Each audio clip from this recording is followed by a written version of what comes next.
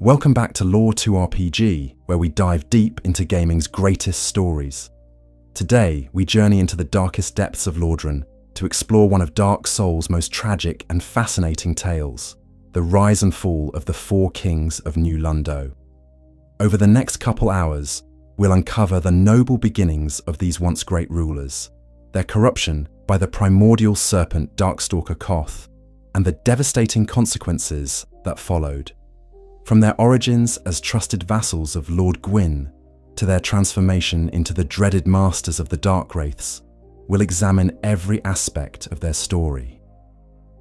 So settle in, get comfortable, and let's begin this epic descent into one of Dark Souls' most haunting legends. Chapter 1: The Golden Age of New Londo. In the early days of the Age of Fire, when Lord Gwyn's light cast away the ancient darkness and brought order to the world, there existed a magnificent city called New Londo, built in close proximity to the grand city of the gods, Londo. New Londo represented the pinnacle of human achievement in Lordran. Its towers reached toward the heavens, its architecture rivaled that of the gods themselves, and its culture flourished under the guidance of four exceptional leaders. These four rulers were not born to nobility through bloodline or birthright. Rather, they earned their positions through exceptional wisdom, foresight, and leadership. Their names have been lost to history, consumed by the very darkness they would eventually embrace, but their titles remain: the four kings of New Londo. Each king brought unique strengths to their shared rule, creating a harmonious balance that allowed their city to prosper beyond imagination. The first king was known for his strategic brilliance, capable of seeing patterns in politics and warfare that eluded others. His counsel guided New Londo through numerous conflicts, ensuring the city's survival and growth during turbulent times. The second king possessed an unmatched understanding of human nature, able to mediate disputes and bring peace to warring factions. His wisdom in governance created laws that were both just and practical, earning the love and respect of his subjects. The third king was a master of commerce and trade, understanding the flow of resources and wealth better than any merchant. Under his guidance, New Londo became a hub of economic activity, its markets bustling with traders from across Lordran. The fourth king was perhaps the most mysterious, known for his deep knowledge of magic and the mysteries of the soul. His research into the nature of humanity and the power that dwelt within human souls would later prove to be both a blessing and a curse. Together, these four rulers created a golden age for New Londo. The city's citizens enjoyed prosperity, security, and freedom. Art and culture flourished, with great works of architecture, sculpture, and literature emerging from the creative minds of New Londo's inhabitants. The city's scholars made groundbreaking discoveries in magic and technology, while its soldiers were renowned throughout Lordran for their courage and skill. It was during this golden age that Lord Gwyn himself took notice of New Londo and its remarkable rulers. The Lord of Sunlight, impressed by their wisdom and the prosperity they had brought to their people, made a decision that would forever alter the course of their destiny. In recognition of their exceptional leadership and foresight, Gwyn offered the four kings a gift beyond measure: fragments of his own Lord Soul. This was no small honor. Lord Souls were among the most powerful forces in existence, remnants of the first flame that had brought light and disparity to the world. Gwyn himself possessed one of these mighty souls, as did the Witch of Izalith, Gravelord Nito, and the Furtive Pygmy. By sharing portions of his own soul with the four kings, Gwyn was not only granting them immense power, but also acknowledging them as equals in the hierarchy of Lordran. The granting of these soul fragments came with both power and responsibility. The kings were now bound to Gwyn's vision of order, tasked with maintaining the Age of Fire and protecting their realm from the encroaching darkness. They accepted this burden willingly, seeing it as both an honor and a duty to their people. The fragments of the Lord's Soul enhanced their already considerable abilities, allowing them to rule with even greater wisdom and strength. With their newfound power, the four kings transformed New Londo into something even more magnificent. The city's defenses became impregnable, its magic more potent, and its influence more far-reaching. They established trade routes that connected distant lands, brought peace to warring regions, and created a network of alliances that strengthened the realm against external threats. But perhaps most importantly, the four kings used their power to better understand their subjects. The fragments of the Lord's soul granted them insight into the nature of human souls, allowing them to perceive the hopes, fears, and desires of their people with unprecedented clarity. This understanding made them even more effective rulers, able to anticipate problems before they arose and address the needs of their citizens with precision and compassion. The golden age of New Londo lasted for many years, a shining example of what humans could achieve when blessed with divine power and guided by wise leadership. The city became a beacon of hope and progress, its influence spreading throughout Lordaeron. Pilgrims traveled from distant lands to witness its marvels. Scholars came to study in its libraries, and warriors sought training from its masters. Yet even during these halcyon days, there were whispers of darker forces stirring in the depths below the city. Ancient powers that predated even the Age of Fire lay dormant beneath New Londo's foundations, and the very prosperity the city enjoyed seemed to draw the attention of entities that dwelt in shadow. The four kings, blessed with the power of the Lord's soul, remained confident in their ability to protect their realm from any threat. Little did they know that their greatest enemy would not come from without, but would instead arrive in the form of a smooth-tongued serpent bearing gifts of forbidden knowledge. The golden age of New Londo was nearing its end, though none could have foreseen the catastrophic events that would soon unfold. The peace and prosperity that had defined New Londo for so long had perhaps made its rulers complacent. They had grown accustomed to their power, confident in their ability to handle any challenge that might arise. The fragments of the Lord's soul had granted them great strength, but they had also planted the seeds of hubris. When the time came for their greatest test, this confidence would prove to be their undoing. As we look back on this golden age, we can see the tragic irony that would define the tale of the four kings. Their very success, their wisdom, and their power would make them attractive targets for corruption. The heights they achieved would make their eventual fall all the more devastating, not just for themselves, but for every soul that called New Londo home. Chapter 2. The Arrival of Darkstalker Kaathe. Into this realm of light and prosperity came a being as ancient as the world itself, a creature that had witnessed the rise and fall of countless ages. Darkstalker Kaathe, one of the primordial serpents, slithered through the shadows beneath New Londo with purpose dark and terrible. Unlike his counterpart Kingseeker Frampt, who served Lord Gwyn's vision of perpetual fire, Kaathe harbored different ambitions entirely. He sought to bring about the Age of Dark, to see humanity claim its rightful place as rulers of the world. The primordial serpents were beings of immense age and cunning, possessing knowledge that spanned eons. They understood the true nature of the cycle that governed the world, the endless alternation between ages of fire and ages of dark. Frampt worked to maintain Gwyn's artificial extension of the Age of Fire, but Kaathe saw this as a perversion of the natural order. He believed that humanity deserved to inherit the world, to claim the dark soul that was their birthright, and usher in a new age of human dominance. Kaathe had spent countless years searching for the perfect agents to carry out his vision.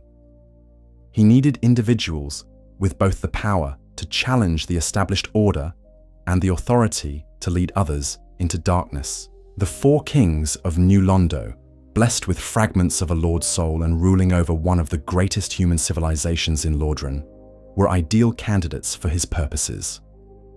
The serpent did not approach the kings directly at first. Instead, he observed them from the shadows, studying their personalities, their desires, and their weaknesses. He watched as they ruled with wisdom and compassion, noting how their fragments of the Lord's soul had enhanced their understanding of human nature. This very gift would become the key to their corruption, for Kaathe understood that the deepest knowledge often comes with the darkest temptations.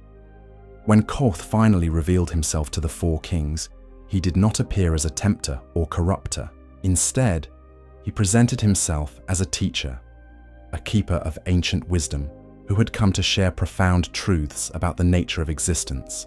His words were carefully chosen, designed to appeal to the king's intellect and their desire to better serve their people.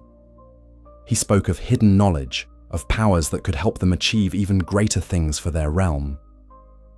The serpent began by revealing the true history of the world, telling the kings of the Age of Ancients that had preceded the Age of Fire.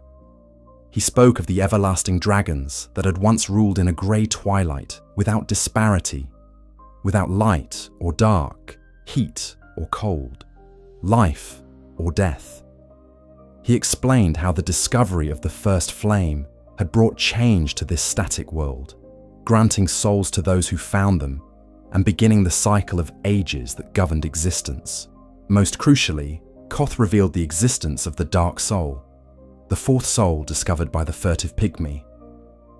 While Gwyn, the Witch of Izalith, and Nito had claimed the powerful Lord Souls of light, life, and death respectively, the pygmy had found something different. A soul of darkness that was the birthright of all humanity. This dark soul, Kaathe explained, was what made humans unique among the inhabitants of Lordran. It was the source of their humanity, their potential for growth and change. The four kings listened with growing fascination as Kaathe wove his tale. The serpent explained that Gwyn, fearing the power of the dark soul and the potential of humanity, had worked to suppress this knowledge. The Lord of Sunlight had branded humans with the dark sign, a curse that prevented them from fully accessing their dark heritage. He had established the Age of Fire, not out of benevolence, but out of fear of what humans might become if they embraced their true nature. According to Kaathe, the fragments of the Lord's soul that the four kings possessed were both a gift and a chain. While they granted power, they also bound the kings to Gwyn's vision of eternal fire. The serpent suggested that there were other sources of power, older and more fundamental than the artificial light of the first flame. He spoke of the abyss, the deepest darkness that existed below all things, and hinted at the powers that could be drawn from its depths. The art of Lifedrain was Kaathe's ultimate temptation. This forbidden technique, he explained, would allow the kings to directly draw upon the humanity of others, absorbing their life force and adding it to their own power.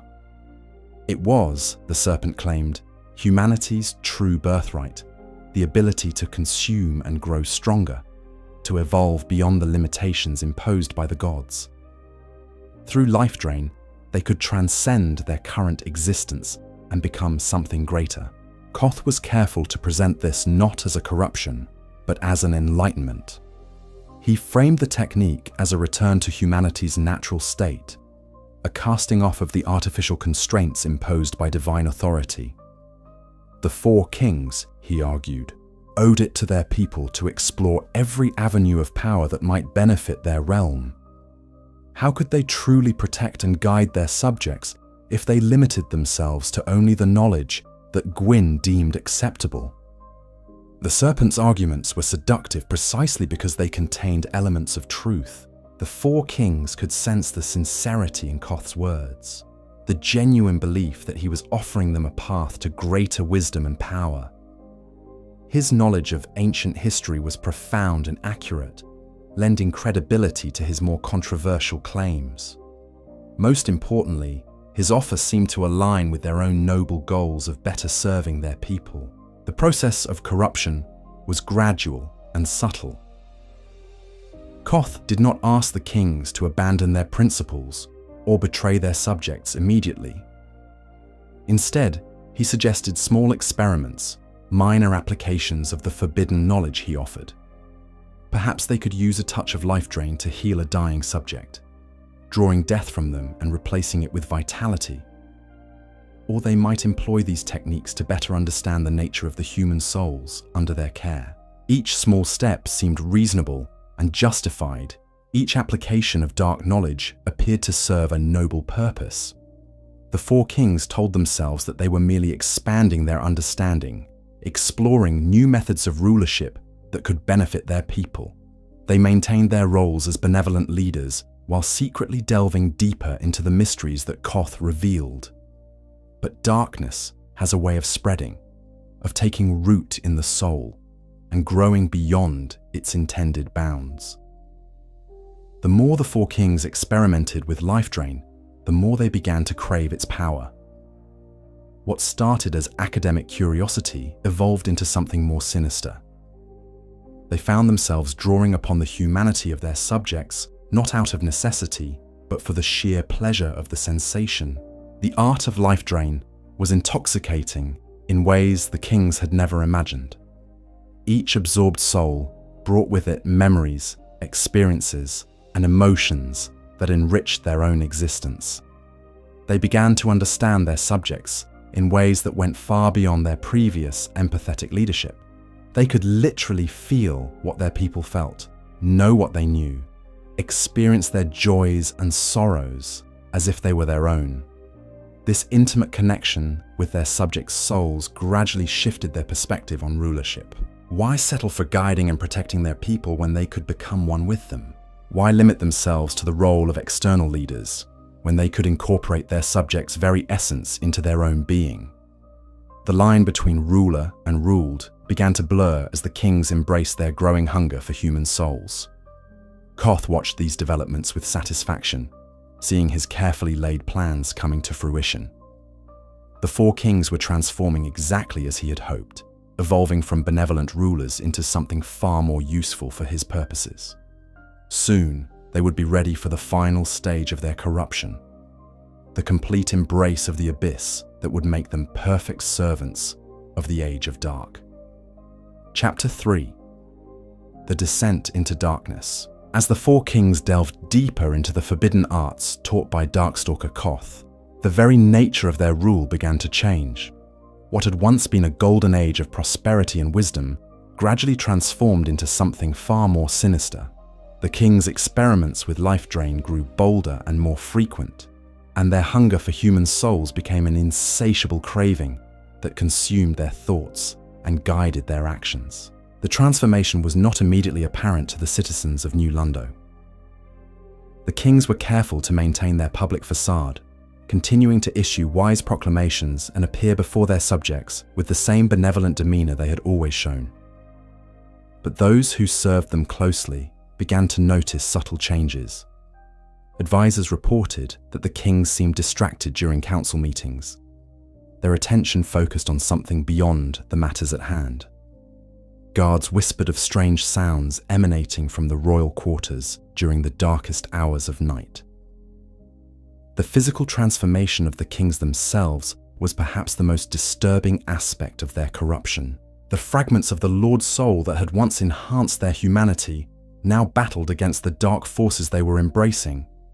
Their bodies began to change, taking on a grey, bark-like texture that spoke of their growing connection to the abyss. Root-like protrusions emerged from their flesh, particularly around their hearts, where the dark sign had taken hold. These growths spread across their bodies, like the branches of some unholy tree, marking them as creatures caught between light and darkness. The king's eyes, once bright with wisdom and compassion, became clouded and distant.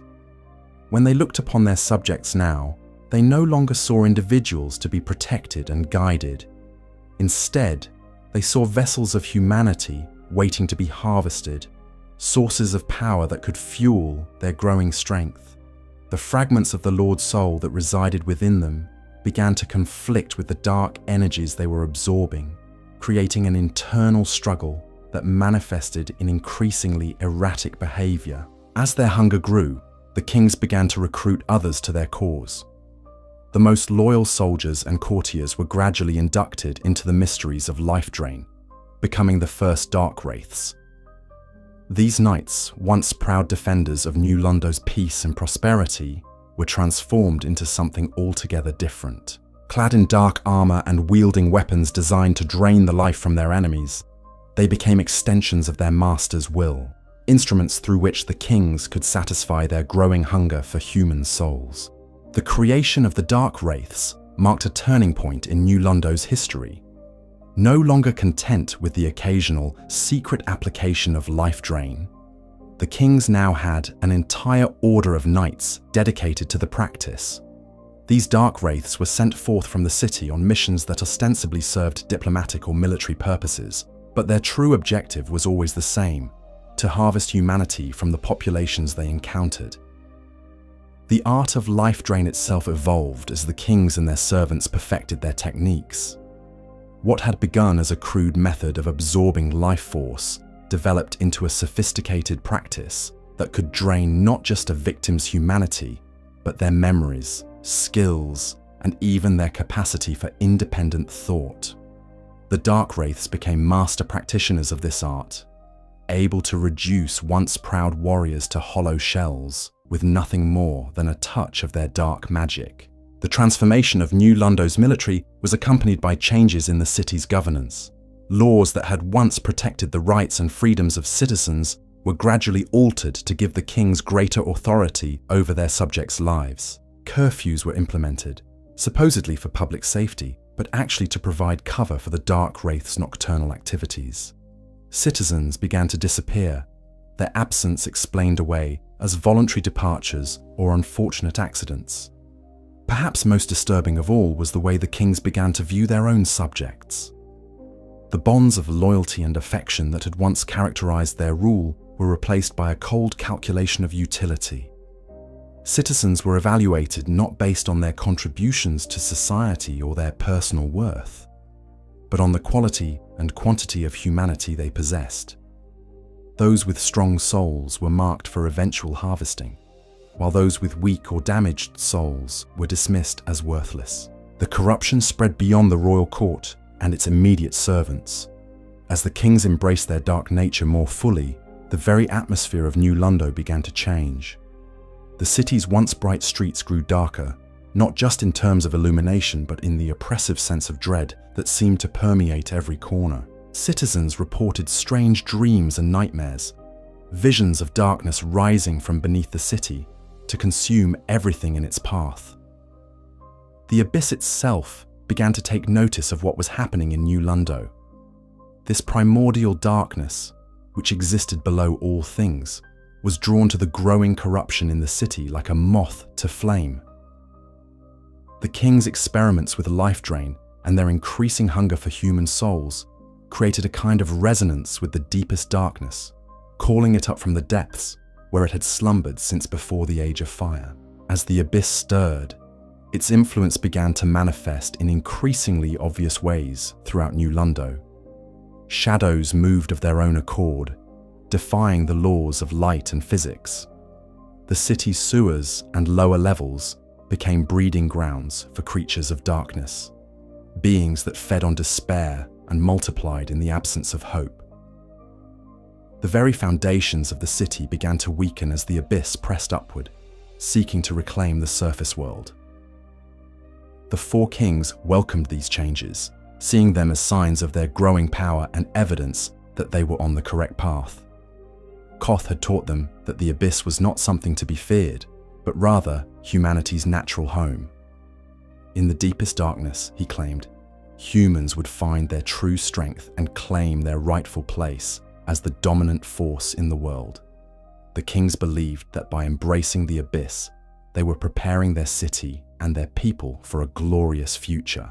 But the abyss is not a force that can be controlled or directed by mortal will, no matter how enhanced by fragments of a lord's soul. As the darkness grew stronger in New Londo, it began to exert its own influence over the kings and their servants. The Darkwraiths, originally created to serve their master's purposes, began to act according to their own dark impulses. The corruption that had started as a tool for achieving greater power became an end in itself, a consuming hunger that could never be satisfied. The kings found themselves changing in ways they had not anticipated. their memories of their former selves grew dim, replaced by an overwhelming focus on the acquisition of souls and the spread of darkness.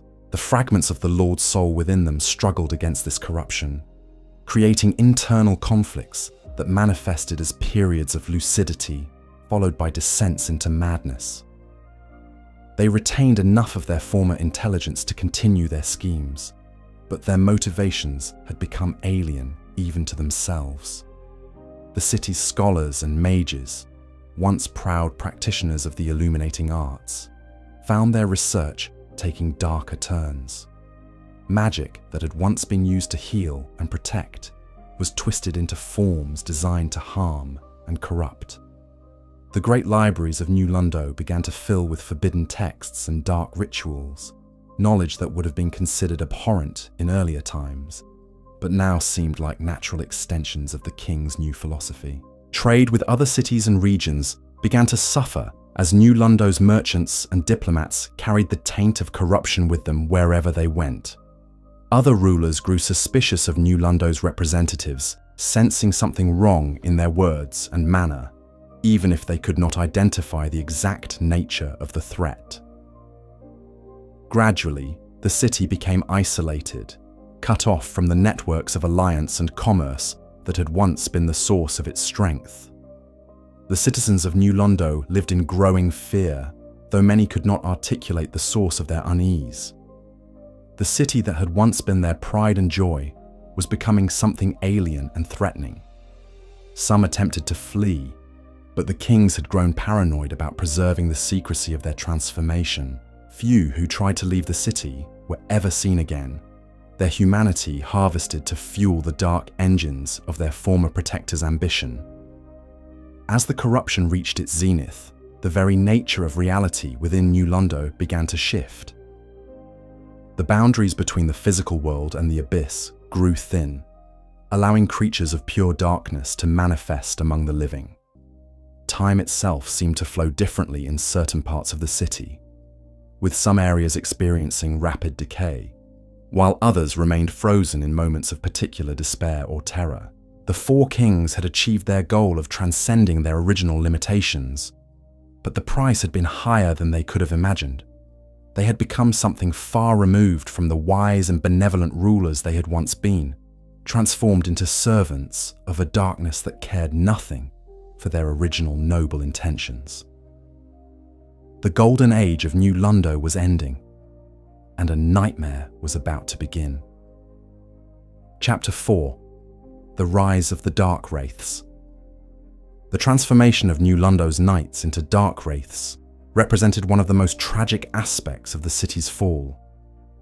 These men and women had once been the finest warriors in Lifedrain, dedicated to protecting their city and its people with unwavering loyalty and courage. They had sworn oaths to defend the innocent, uphold justice, and serve their kings with honor. Now, corrupted by the same dark forces that had claimed their masters, they became instruments of terror and oppression. The process of creating a Darkwraith was both physical and spiritual, requiring the complete corruption of a warrior's soul. It began with exposure to the art of Lifedrain, as the kings taught their most trusted knights the forbidden techniques that Kaathe had revealed. At first, these lessons were presented as advanced combat training, methods for defeating particularly dangerous enemies who might threaten the realm. The knights, trusting in their master's wisdom, accepted this instruction without question. The initial applications of Lifedrain seemed harmless enough. Knights were taught to draw upon the life force of fallen enemies to heal their own wounds, or to absorb the strength of defeated foes to enhance their own abilities.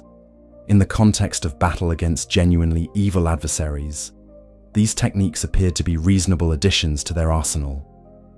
The knights told themselves that they were simply using the enemy's own power against them, turning darkness to the service of light. But the corruption inherent in Lifedrain could not be contained or controlled. Each use of the technique created a hunger for more, a craving that grew stronger with every application. Knights who had once been satisfied with victory in battle now found themselves seeking out conflicts for the sole purpose of harvesting the life force of their opponents. The line between protecting their city and feeding their growing addiction began to blur. The physical transformation of the knights paralleled that of their masters. Their armor, once bright and polished, began to darken as if stained by shadow itself. The metal took on a malevolent gleam, and intricate patterns of darkness seemed to writhe across its surface like living things. Their weapons underwent similar changes, becoming tools specifically designed for the harvesting of human souls, rather than simple instruments of war. The most distinctive weapon of the Darkwraiths was the Dark Hand, a gauntlet-like device that allowed its wielder to reach directly into an opponent's chest and tear out their humanity. This weapon was both practical and symbolic, representing the Darkwraiths' complete rejection of their former role as protectors. Where once they had used their hands to shield the innocent and offer aid to the fallen, now they used them to steal the very essence of life from their victims. The psychological transformation of the Darkwraiths was perhaps even more disturbing than their physical changes. Warriors who had once been motivated by duty, honor, and compassion found themselves driven by an insatiable hunger for human souls. They began to view other people not as individuals deserving of protection, but as sources of nourishment to be harvested. The bonds of fellowship that had once united them were replaced by a shared dedication to their dark purpose. As their corruption deepened, the Darkwraiths developed new abilities that reflected their fallen nature. They could move through shadows as easily as walking through an open door, appearing suddenly behind their victims without warning. Their presence alone was enough to drain hope and courage from those around them, leaving potential opponents weakened and vulnerable before the battle even began. They could sense the strength of a person's humanity from great distances, allowing them to track particularly valuable targets across vast expanses of terrain. The Darkwraiths were not merely random predators seeking easy prey. Under the direction of the Four Kings, they operated with military precision and strategic intelligence. They were organized into ranks and units, each with specific responsibilities and areas of operation.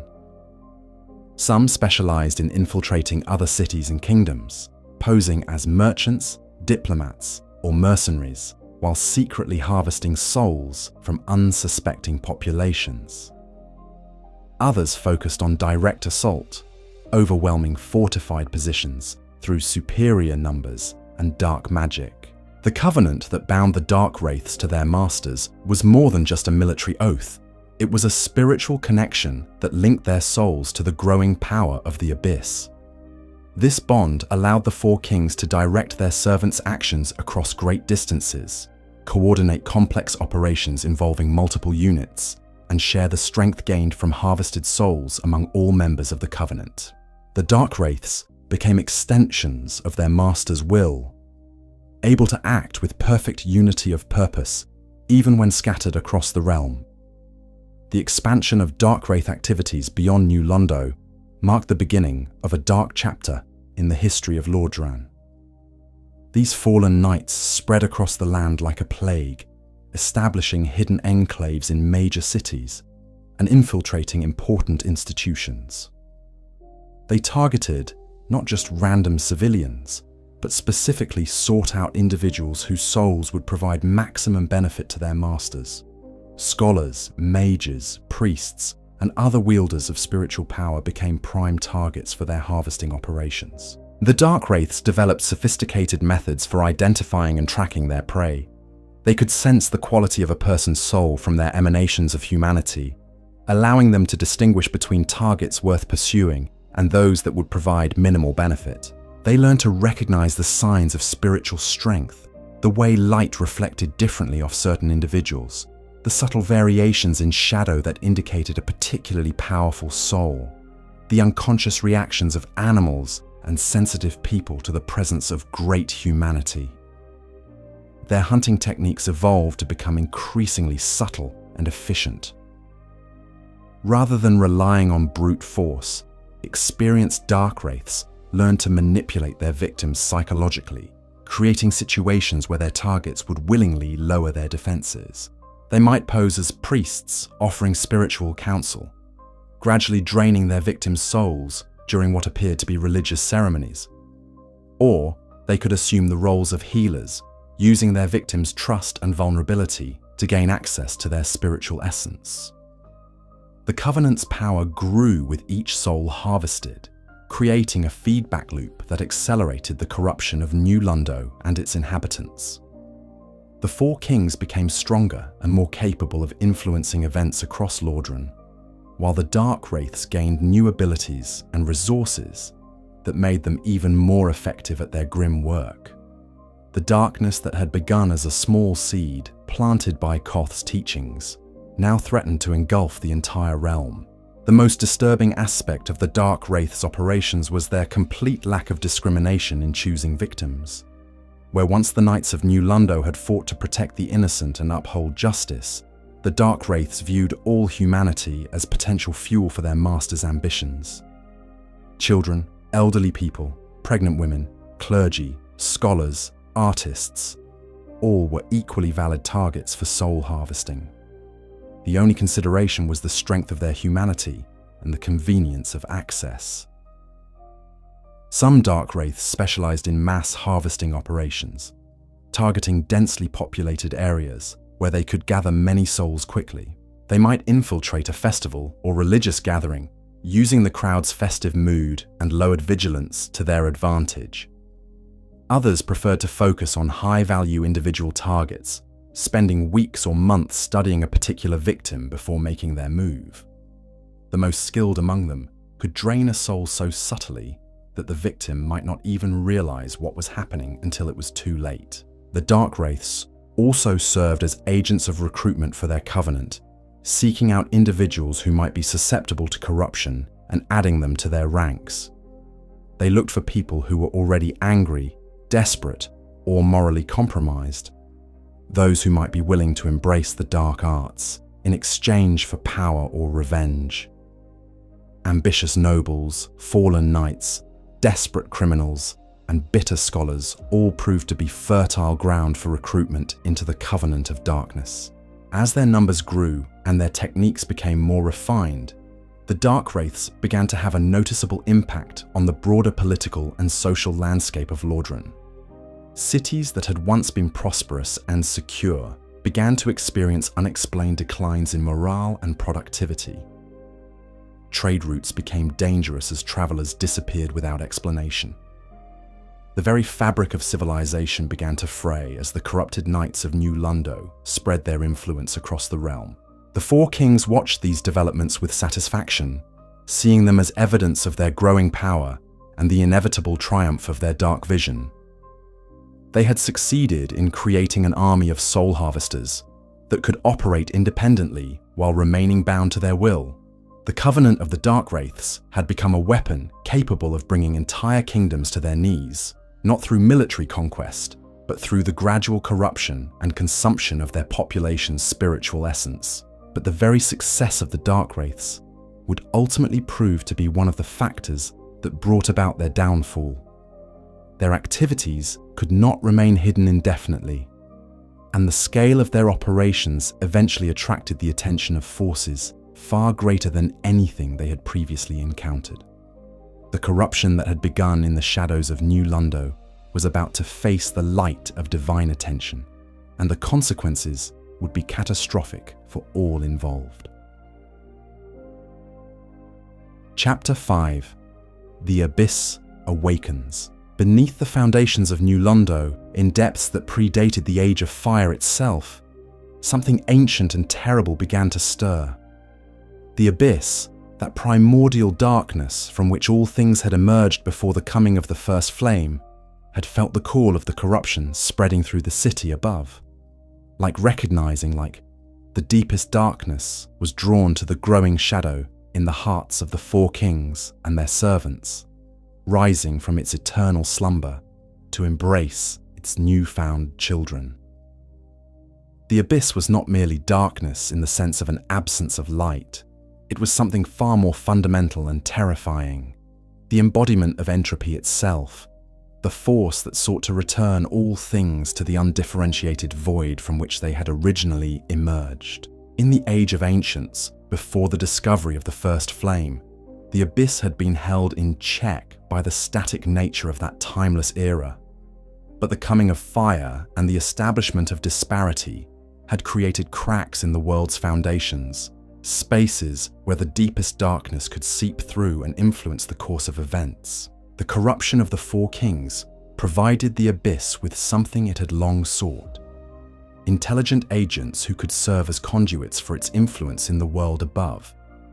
The fragments of the Lord's soul that the kings possessed made them particularly valuable, as these powerful artifacts could be corrupted to serve the abyss's purposes while retaining their fundamental nature. Through the kings, the abyss could begin to establish a foothold in the Age of Fire itself. The first signs of the abyss's awakening were subtle, noticed only by the most sensitive inhabitants of New Londo. Shadows began to behave strangely, moving independently of the objects that cast them, and lingering in places where no shadows should exist. Temperatures dropped in certain areas of the city for no apparent reason, creating pockets of unnatural cold that seemed to emanate from the stones themselves. Animals became agitated and fearful, fleeing the city in droves as their instincts warned them of the growing danger. The city's architecture began to change in response to the abyss's influence. Stone that had stood firm for centuries started to develop cracks and fissures, not from age or structural weakness, but from some internal corruption that seemed to eat away at the material itself. The very foundations of buildings began to shift and settle as the ground beneath them was hollowed out by the spreading darkness below. Water sources throughout the city became tainted with an oily substance that defied identification. Wells that had provided clean, clear water for generations now yielded liquid that was dark and viscous, carrying with it the taste of despair and the smell of decay. The city's fountains, once sources of beauty and refreshment, became stagnant pools where nothing living could survive for long. The abyss's influence manifested most strongly in the deepest parts of New Londo, particularly in the sewers and underground chambers that honeycombed the city's foundations. These areas became breeding grounds for creatures that had never before been seen in the world above. Beings of pure darkness emerged from the depths, formless entities that fed on light and hope. They were not creatures in any conventional sense, but rather manifestations of the abyss itself, given temporary form by the concentration of corrupt energy in the city. These abyssal manifestations were drawn to sources of humanity like moths to flame. They could sense the life force of the city's inhabitants from great distances, and they moved through the darkness with predatory intent. Unlike the Darkwraiths, who retained their human intelligence and could be reasoned with or negotiated with, these creatures of the abyss were driven by pure instinct. They existed only to consume, to drain away the light and life from everything they encountered. The Four Kings initially welcomed these developments, seeing them as signs of their growing connection to the fundamental forces of darkness. They believed that they could control and direct these manifestations of the abyss just as they commanded their Darkwraith servants. This assumption would prove to be one of their greatest miscalculations, for the abyss serves no master and acknowledges no authority save its own inexorable nature. As the corruption deepened, the very nature of space and time within New Londo began to warp and distort. Certain areas of the city became maze-like, with corridors that led nowhere and rooms that existed in impossible configurations. Visitors to these affected areas reported becoming lost for hours or even days in passages they had walked countless times before. Some never returned at all, vanishing into pockets of reality that had been consumed by the encroaching darkness. The abyss's influence extended beyond the physical realm, affecting the spiritual and psychological state of everyone within its reach. Citizens of New Londo began to experience shared nightmares, visions of a world consumed by darkness, where all light had been extinguished. These dreams were not random fantasies, but prophetic glimpses of the future, that the abyss sought to create. The psychological pressure of these constant visions of doom began to break down the social fabric of the city, turning neighbor against neighbor and destroying the bonds of trust that had once held the community together. Perhaps most disturbing of all were the changes that began to occur in the city's children. Young people who had been born after the corruption began showed signs of being touched by the abyss from birth. Their eyes were darker than normal, their shadows moved independently, and they seemed to understand things that no child should know. Some began to speak in languages that predated human civilization, uttering words that carried the weight of ancient darkness. These children became living conduits for the abyss's influence, spreading its corruption simply through their presence. The four kings found themselves changing in response to the abyss's awakening. Their physical forms continued to mutate, taking on characteristics that were less and less human with each passing day. The bark-like growths that had begun around their hearts spread across their entire bodies, creating a natural armor that was stronger than steel but cold to the touch. Their limbs elongated and twisted, becoming more suited to their new existence as beings of darkness than to their former roles as human rulers. More significantly, their minds began to operate on fundamentally different principles. The wisdom and compassion that had once defined their leadership were replaced by an alien intelligence that viewed the world through the lens of entropy and consumption. They retained their memories of their former selves, but these recollections seemed to belong to different people entirely. Creatures whose motivations and desires they could no longer understand or relate to. The fragments of the Lord's soul within the kings became focal points for the abyss's power, transforming from sources of divine light into conduits for primordial darkness. This transformation was not without conflict, as the fundamental nature of these soul fragments resisted corruption.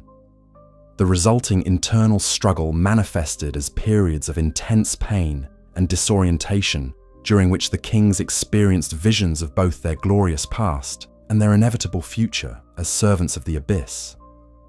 The awakening of the abyss also attracted the attention of other dark forces throughout Lordran. Creatures that had hidden in the deepest caves and darkest forests began to move toward New Londo, drawn by the concentration of corrupt energy. Ancient evils that had slumbered since before the Age of Fire stirred to consciousness, recognizing in the city's transformation an opportunity to reclaim their influence over the world. The city became a beacon for everything dark and malevolent in the realm, a gathering point for forces that sought to undo the work of the First Flame. The Darkwraiths found their abilities enhanced by the abyss's presence, but they also discovered that they were no longer fully in control of their own actions. The dark energy that flowed through them carried with it an alien will that sometimes overrode their conscious intentions. They might find themselves performing actions they had not planned, following impulses that came from the deepest darkness rather than their own minds. This loss of autonomy was terrifying even to these corrupted knights, but they were powerless to resist the influence that had become so deeply embedded in their souls. The covenant that bound the Darkwraiths to their masters became something more than a simple oath of allegiance. It evolved into a metaphysical connection that linked all members of the group to the growing power of the abyss. Through this connection, the darkness could coordinate their actions with perfect precision, using them as components of a larger organism dedicated to the spread of corruption. Individual Darkwraiths became less important than the collective will of the abyss that moved through them all. As the corruption reached its peak, New Londo began to sink physically as well as spiritually. The ground beneath the city, hollowed out by the spreading abyss, could no longer support the weight of the structures above. Buildings that had stood for centuries began to tilt and crack, their foundations undermined by the growing void below. The city's lower levels were gradually consumed by darkness, becoming part of the abyss itself rather than remaining in the world of light and form. The four kings made their final transformation during this period, abandoning their human forms entirely to become creatures of pure darkness. They descended into the deepest parts of the city, taking up residence in the heart of the abyss itself. From this position, they could oversee the final stages of their realm's corruption, while enjoying direct communion with the primordial darkness that had become their true master. The awakening of the abyss marked the point of no return for New Londo and its inhabitants. What had begun as a noble experiment in enhanced governance had become an existential threat not just to the city itself, but to the entire Age of Fire. The corruption that had started with the Four Kings' acceptance of Koth's teachings now threatened to spread across all of Lordran, consuming everything in its path and returning the world to the undifferentiated darkness from which it had originally emerged. But the forces of light were not blind to what was happening in New Londo. As the abyss awakened and its influence began to spread beyond the city's borders, it attracted the attention of powers that were both willing and able to resist its advance.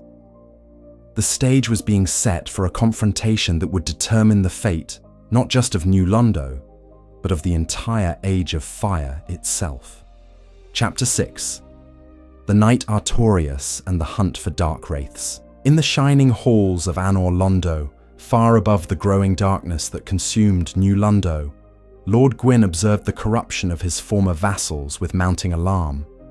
The Four Kings, whom he had trusted with fragments of his own Lord's soul, had betrayed that trust in the most fundamental way possible. They had embraced the very darkness that the Age of Fire had been established to hold at bay, becoming agents of entropy and corruption. Their transformation represented not just a personal betrayal, but a threat to the entire order that Gwyn had spent millennia building and maintaining. The Lord of Sunlight understood that decisive action was required. The corruption spreading from New Londo could not be allowed to continue unchecked, lest it consume all of Lordran and bring about the premature end of the Age of Fire. But this was not a problem that could be solved through conventional military force. The Abyss and its servants operated according to rules that transcended normal physical combat, requiring specialized knowledge and equipment to combat effectively.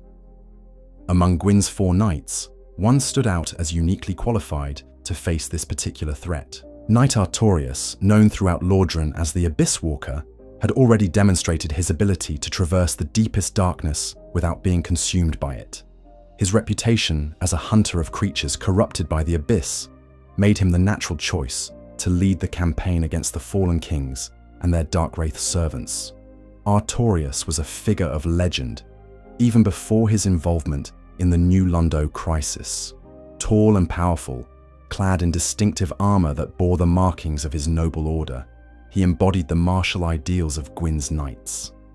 His skill with a greatsword was unmatched, and his unwavering dedication to the cause of light had earned him the respect and admiration of all who served under Gwyn's banner. More importantly, he possessed the rare combination of courage and wisdom necessary to face the forces of the Abyss without losing himself to their corruption. The knight's ability to walk in the Abyss had been gained through a covenant with creatures that dwelt in the deepest darkness but had not yet fallen to corruption. This pact, forged during his earlier campaigns against the forces of entropy, granted him protection against the influence of the Abyss, while allowing him to move freely through its domain. The exact nature of this covenant was known only to Artorias himself, but its power was evident in his ability to emerge unscathed from encounters that would have destroyed lesser warriors. When Gwyn commanded Artorias to deal with the threat posed by the Four Kings and their Darkwraith servants, the knight accepted the mission without hesitation. He understood the magnitude of the task before him and the dangers it entailed, but his dedication to the cause of light overrode any personal concerns he might have had. The corruption of New Londo represented everything he had sworn to oppose, and he would face it with the same determination he had shown in all his previous battles against the darkness. Artorias was not to undertake this mission alone. His constant companion, the great grey wolf Sif, accompanied him as always. This magnificent creature, larger and more intelligent than any ordinary wolf, had formed an unbreakable bond with the knight during his early adventures. Sif's keen senses and natural resistance to corruption made the wolf an invaluable ally in the fight against the forces of the Abyss. Together, Knight and Wolf had faced countless dangers and emerged victorious through their perfect coordination and mutual trust. The Knight also carried with him artifacts specifically designed to combat the influence of the Abyss. Chief among these was the Silver Pendant, an ancient treasure of Londo that had been blessed by Gwyn himself. This pendant could deflect the dark magic of abyssal creatures, providing crucial protection against their most dangerous attacks. Artorias also bore weapons and armor that had been specially treated to resist corruption, ensuring that his equipment would not turn against him during prolonged exposure to the darkness. The campaign against the Darkwraiths began with reconnaissance and intelligence gathering. Artorias needed to understand the full scope of the corruption before he could formulate an effective strategy for combating it. He and Sif moved secretly through the lands surrounding New Londo, tracking the movements of Darkwraith agents and mapping their areas of operation. What they discovered was more extensive and organized than anyone had anticipated. The Darkwraiths had established a network of safe houses and supply caches throughout Lordran, creating an infrastructure that allowed them to operate effectively far from their base in New Londo. They had infiltrated numerous cities and organizations, placing their agents in positions where they could gather intelligence and harvest souls without detection. The scope of their operations suggested that the corruption had been spreading for much longer than anyone had realized. Artorias began his campaign by targeting isolated Darkwraith cells, using his superior skill and equipment to eliminate them before they could warn their allies or escape to report his activities. These early engagements allowed him to study his enemies' tactics and capabilities while disrupting their operations on a small scale. He learned that the Darkwraiths were formidable opponents, possessed of dark powers that made them dangerous even to a knight of his caliber. The art of Lifedrain proved to be particularly challenging to counter. Darkwraiths could steal the life force of their opponents through direct contact, weakening them while strengthening themselves. This ability made prolonged combat extremely dangerous, as even minor wounds could become serious disadvantages if they allowed a Darkwraith to make contact with an opponent's flesh. Artorias had to develop new fighting techniques that emphasized speed and precision over sustained engagement. As his campaign progressed, Artorias began to attract the attention of more senior Darkwraith commanders. These veteran knights, corrupted by years of exposure to the Abyss, possessed power that rivaled his own. They coordinated their efforts to trap and eliminate the troublesome Abysswalker, setting ambushes and deploying their most skilled agents against him. The conflict escalated from isolated skirmishes to a full-scale war of shadows. The knight's reputation as a hunter of Darkwraiths spread throughout their ranks, making him a target of intense hatred and fear. They began to develop tactics specifically designed to counter his abilities, studying his methods and looking for weaknesses they could exploit. Some attempted to corrupt his equipment through prolonged exposure to abyssal energy, while others tried to overwhelm him through sheer numbers. But Artorias proved to be a more formidable opponent than the Darkwraiths had anticipated. His combination of skill, equipment, and determination allowed him to consistently emerge victorious from encounters that should have destroyed him. Each victory weakened the Darkwraith network and brought him closer to his ultimate goal: a direct confrontation with the Four Kings themselves. The Knights' successes against their servants did not go unnoticed by the fallen rulers of New Londo. The Four Kings, now more creatures of the Abyss than human leaders, recognized that Artorias posed a genuine threat to their plans. They began to take personal interest in the campaign against him, directing their most powerful servants to eliminate the troublesome knight before he could reach their stronghold. As Artorias pushed deeper into Darkwraith territory, he began to encounter manifestations of the Abyss itself.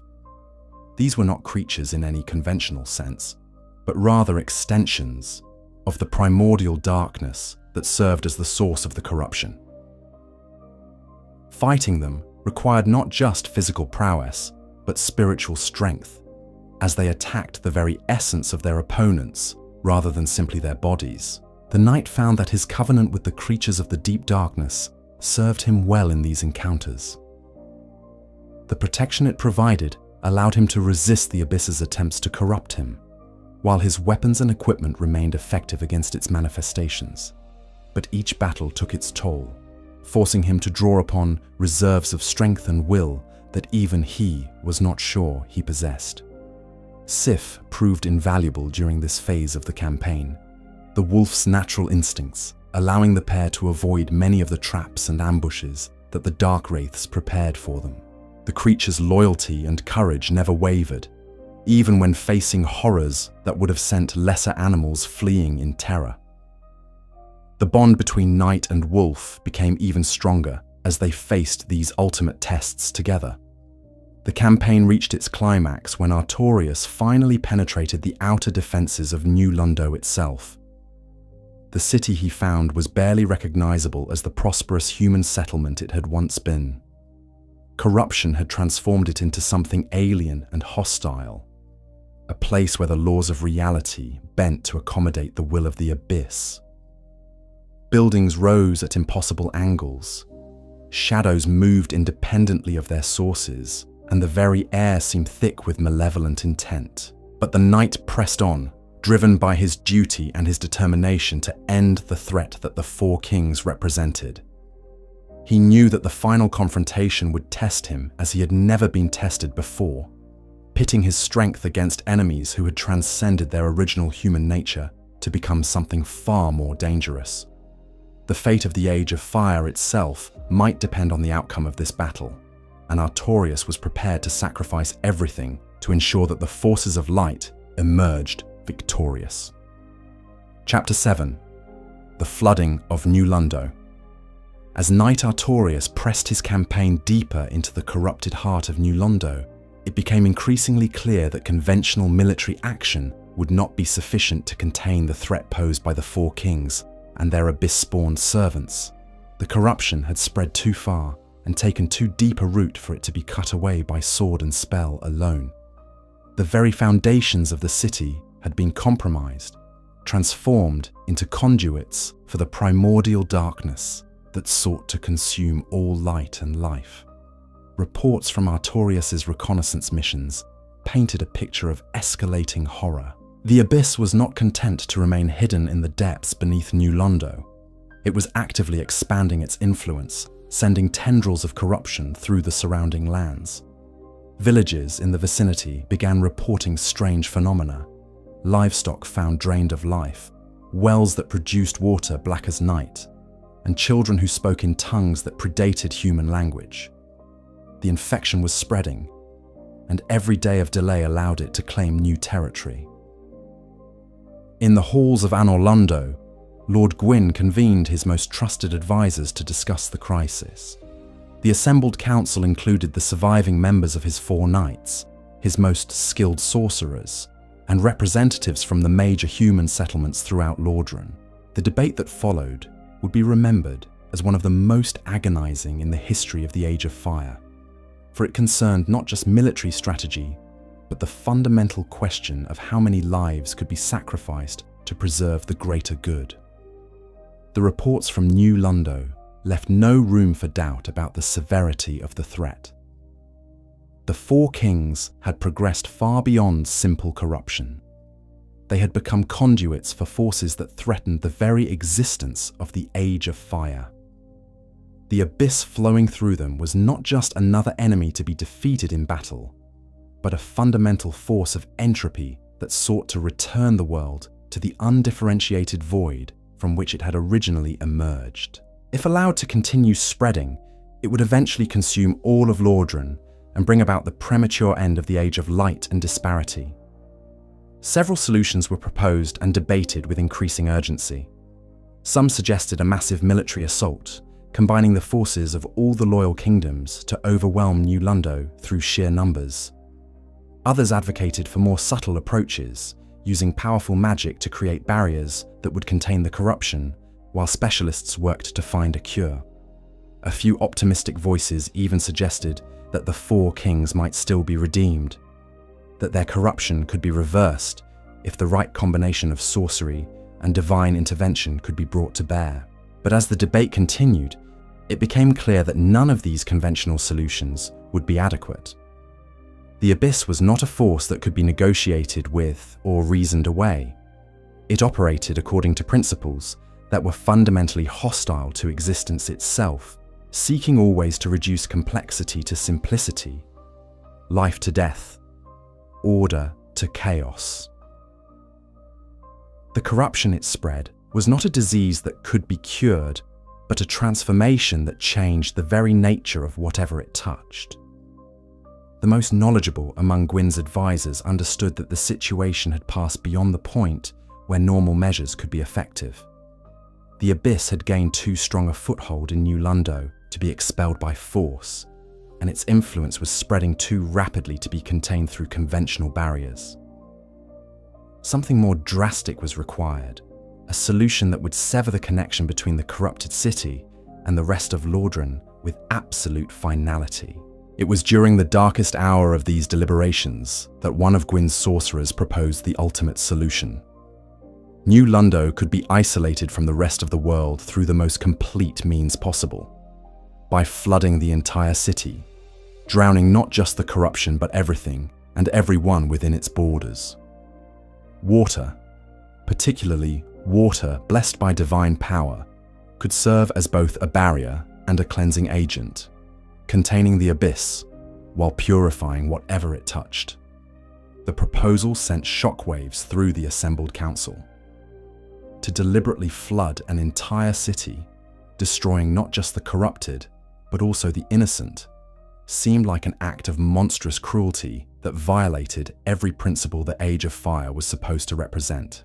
The death toll would be catastrophic, encompassing not just the 4 kings and their Darkwraith servants, but also the countless citizens who had played no role in the corruption, but simply had the misfortune to live in the wrong place at the wrong time. Yet, as the debate continued, it became increasingly clear that this desperate measure might be the only way to prevent an even greater catastrophe. The Abyss would not stop at New Londo's borders. It would continue spreading until it had consumed everything in its path. The choice was not between saving the innocent and sacrificing them, but between sacrificing some innocents now and losing everyone later.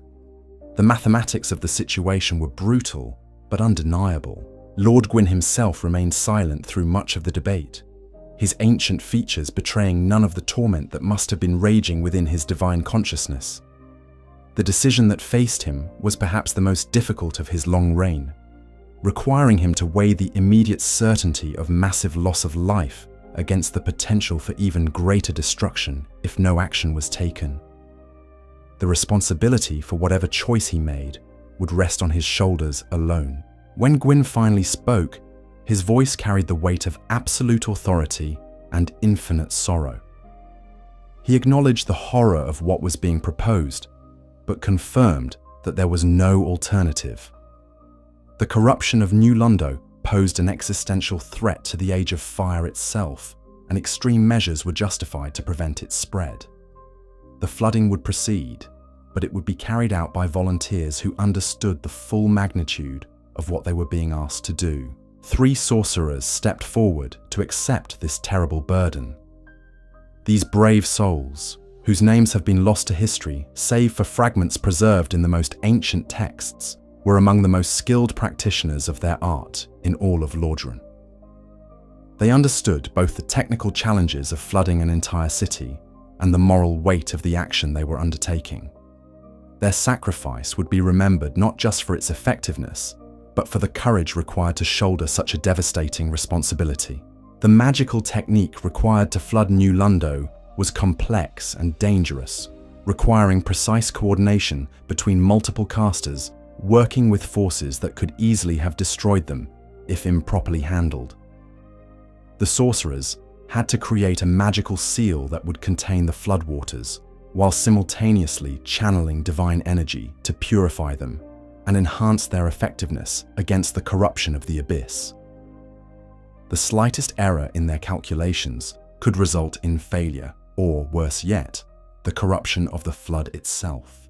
The preparations for the flooding took several days, during which the sorcerers worked tirelessly to perfect their techniques and gather the necessary materials. They required not just magical components, but also the blessing of Lord Gwyn himself. For the divine power needed to sanctify the flood, waters could only come from the Lord of Sunlight. Gwyn provided this blessing willingly, understanding that his own participation was necessary to ensure the success of the operation. During this period of preparation, desperate attempts were made to evacuate as many innocent civilians as possible from New Londo. However, these efforts were largely unsuccessful. The corruption had progressed to the point where the city's borders were effectively sealed by manifestations of the abyss. Those who attempted to flee often disappeared into the darkness that had consumed the outer districts, their fates unknown but presumably grim. The few who did manage to escape carried with them tales of horror that only reinforced the necessity of the drastic action being planned. Knight Artorias was recalled from his campaign against the Darkwraiths as the preparations for flooding reached their final stages. His reports on the situation within New Londo confirmed that conventional military action would indeed be futile. The corruption had advanced so far that the city was no longer recognizable as a human settlement. The very laws of physics seemed to operate differently within its borders, and creatures of pure darkness roamed freely through streets that had once been filled with life and laughter. The Knight's withdrawal from New Londo marked the end of any hope that the situation could be resolved through surgical intervention. If even Artorias, with all his specialized equipment and abilities, could not make meaningful progress against the corruption, then no amount of conventional force would be sufficient. The flooding remained the only viable option, however terrible its cost might be. When the moment finally arrived, the three sorcerers took their positions at carefully calculated points around New Londo's perimeter. Their ritual began at the darkest hour of night, when the barriers between the material world and the realm of magic were at their thinnest. Working in perfect synchronization, they began to weave the complex pattern of spells that would breach the underground reservoirs and channel their contents into the doomed city. The flooding itself was both magnificent and terrible to behold.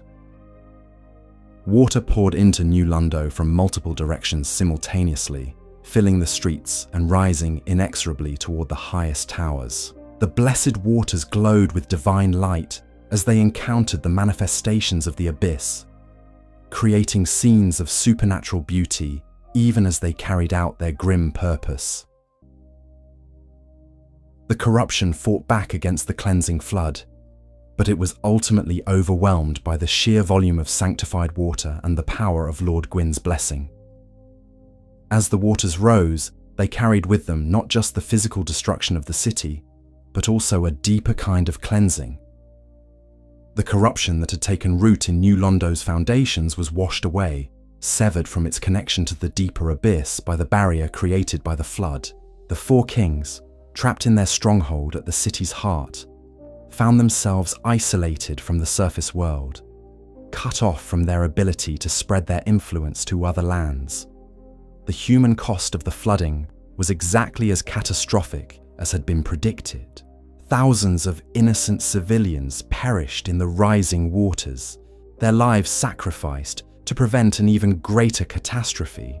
The weight of these deaths would haunt Lord Gwyn and his advisors for the remainder of their existence, a constant reminder of the terrible choices that the responsibilities of leadership sometimes demanded. But the sacrifice achieved its intended purpose.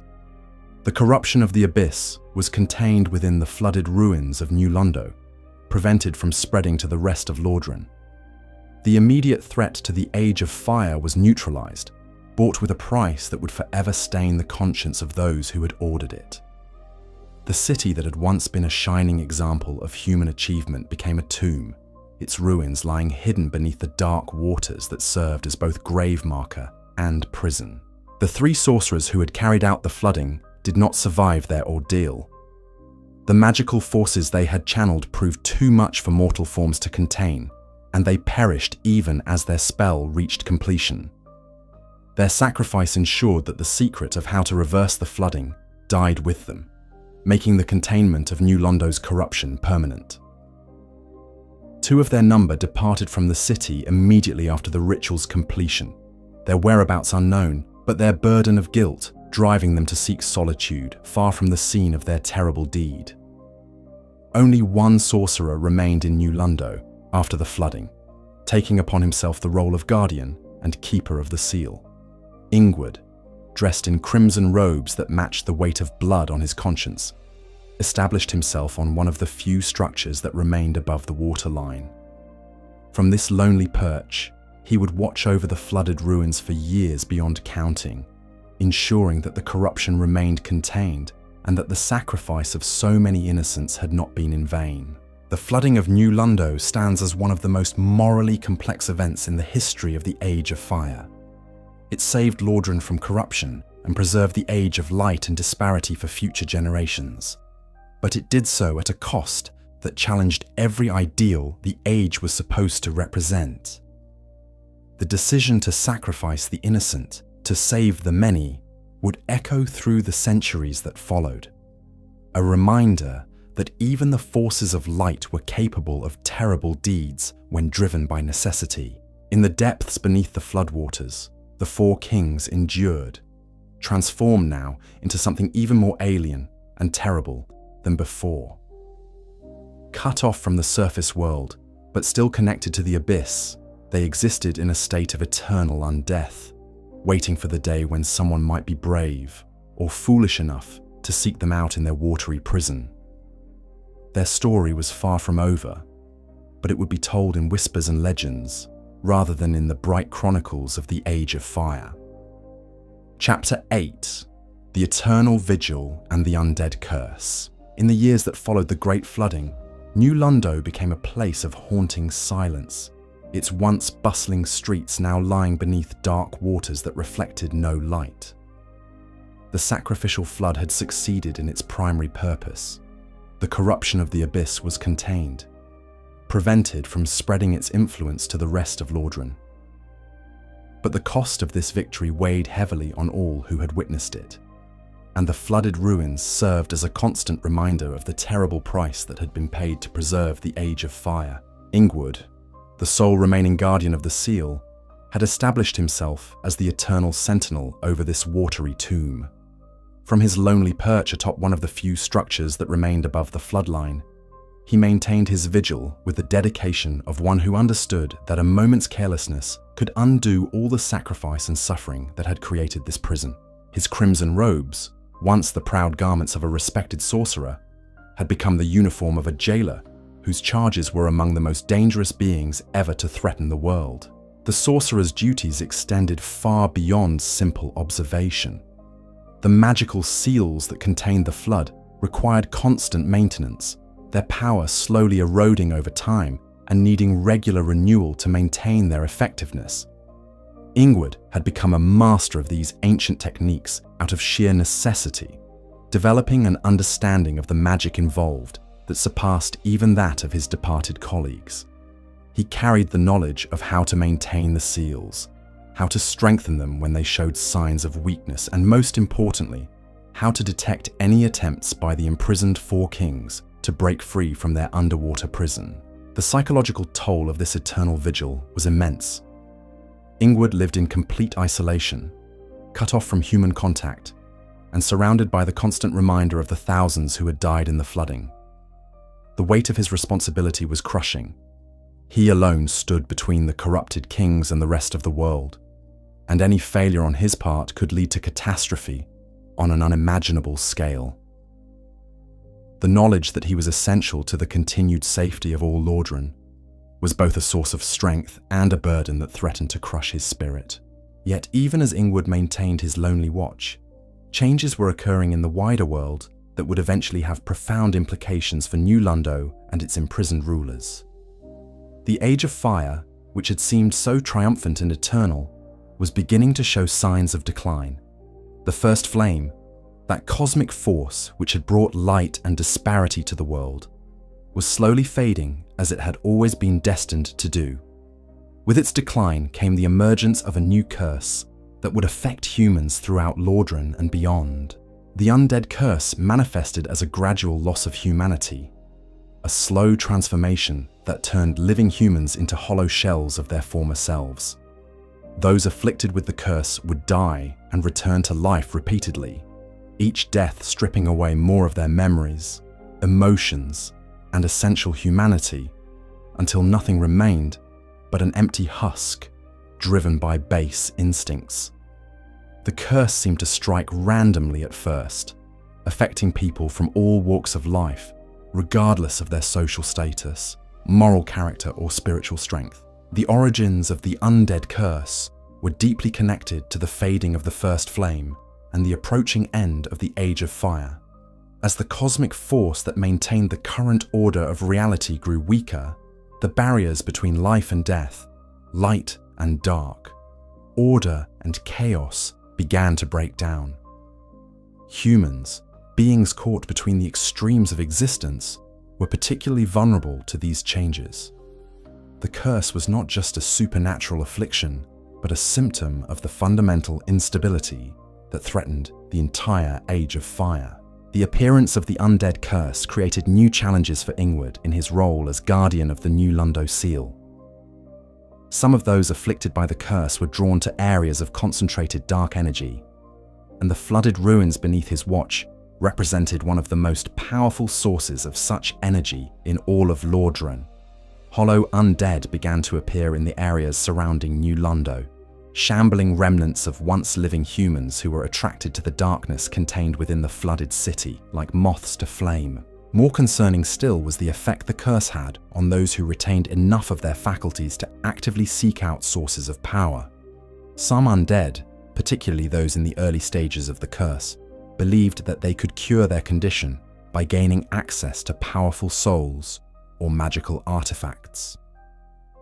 The Four Kings, imprisoned though they were, still possessed fragments of a Lord soul, one of the most powerful sources of spiritual energy in existence. The prospect of claiming such power was enough to drive some undead to attempt infiltration of the flooded ruins, creating new security challenges for the Guardian Sorcerer. Ingward found himself forced to develop new techniques for dealing with these intrusions. Undead were notoriously difficult to permanently destroy, as their cursed nature allowed them to return from death again and again. Traditional methods of disposal were often ineffective, requiring the Guardian to develop specialized techniques that could either permanently destroy the intruders or deter them from making repeated attempts to breach the seal. The Sorcerer also had to contend with a more subtle but equally dangerous threat: the gradual erosion of knowledge about the true nature of the New Londo situation. As years passed and the immediate crisis faded from memory, new generations began to emerge who had no direct experience of the events that had led to the flooding. To them, New Londo was simply an abandoned ruin, its dangers abstract and theoretical, rather than immediate and visceral. This loss of institutional memory created the risk that someone might attempt to drain the flood and explore the ruins below, either out of curiosity, greed, or simple ignorance of the consequences.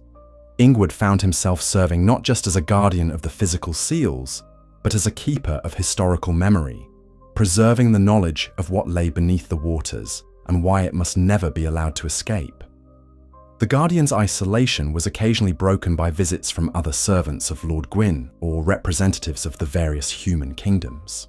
These official consultations allowed Ingward to maintain some connection with the outside world and report on any developments that might affect the security of the seal. However, these visits also served as painful reminders of the normal life he had sacrificed to maintain his vigil, highlighting the personal cost of his dedication to duty. The passage of time brought changes to the flooded ruins themselves. The dark waters that covered New Londo were not simply static pools, but active agents of containment and purification. Over the years, they gradually wore away at the physical remnants of the city, reducing proud buildings to rubble and proud monuments to scattered stones. This process of dissolution was both natural and supernatural, as the blessed waters continued their work of cleansing the corruption that had once pervaded every stone and timber. Yet the four kings endured beneath the waters, sustained by the fragments of the Lord's soul within them and their connection to the eternal abyss. Death, which might have been a release for such transformed beings, was denied to them by the very power they had sought to master. They existed in a state between life and death, consciousness and oblivion, maintaining their essential identity while being slowly worn away by the forces that contained them. The king's imprisonment was not merely physical, but spiritual and psychological as well. Cut off from the surface world and from the spread of their influence, they were forced to confront the full reality of what they had become. The fragments of their former selves that remained could remember their original noble intentions, their desire to serve their people and create a better world.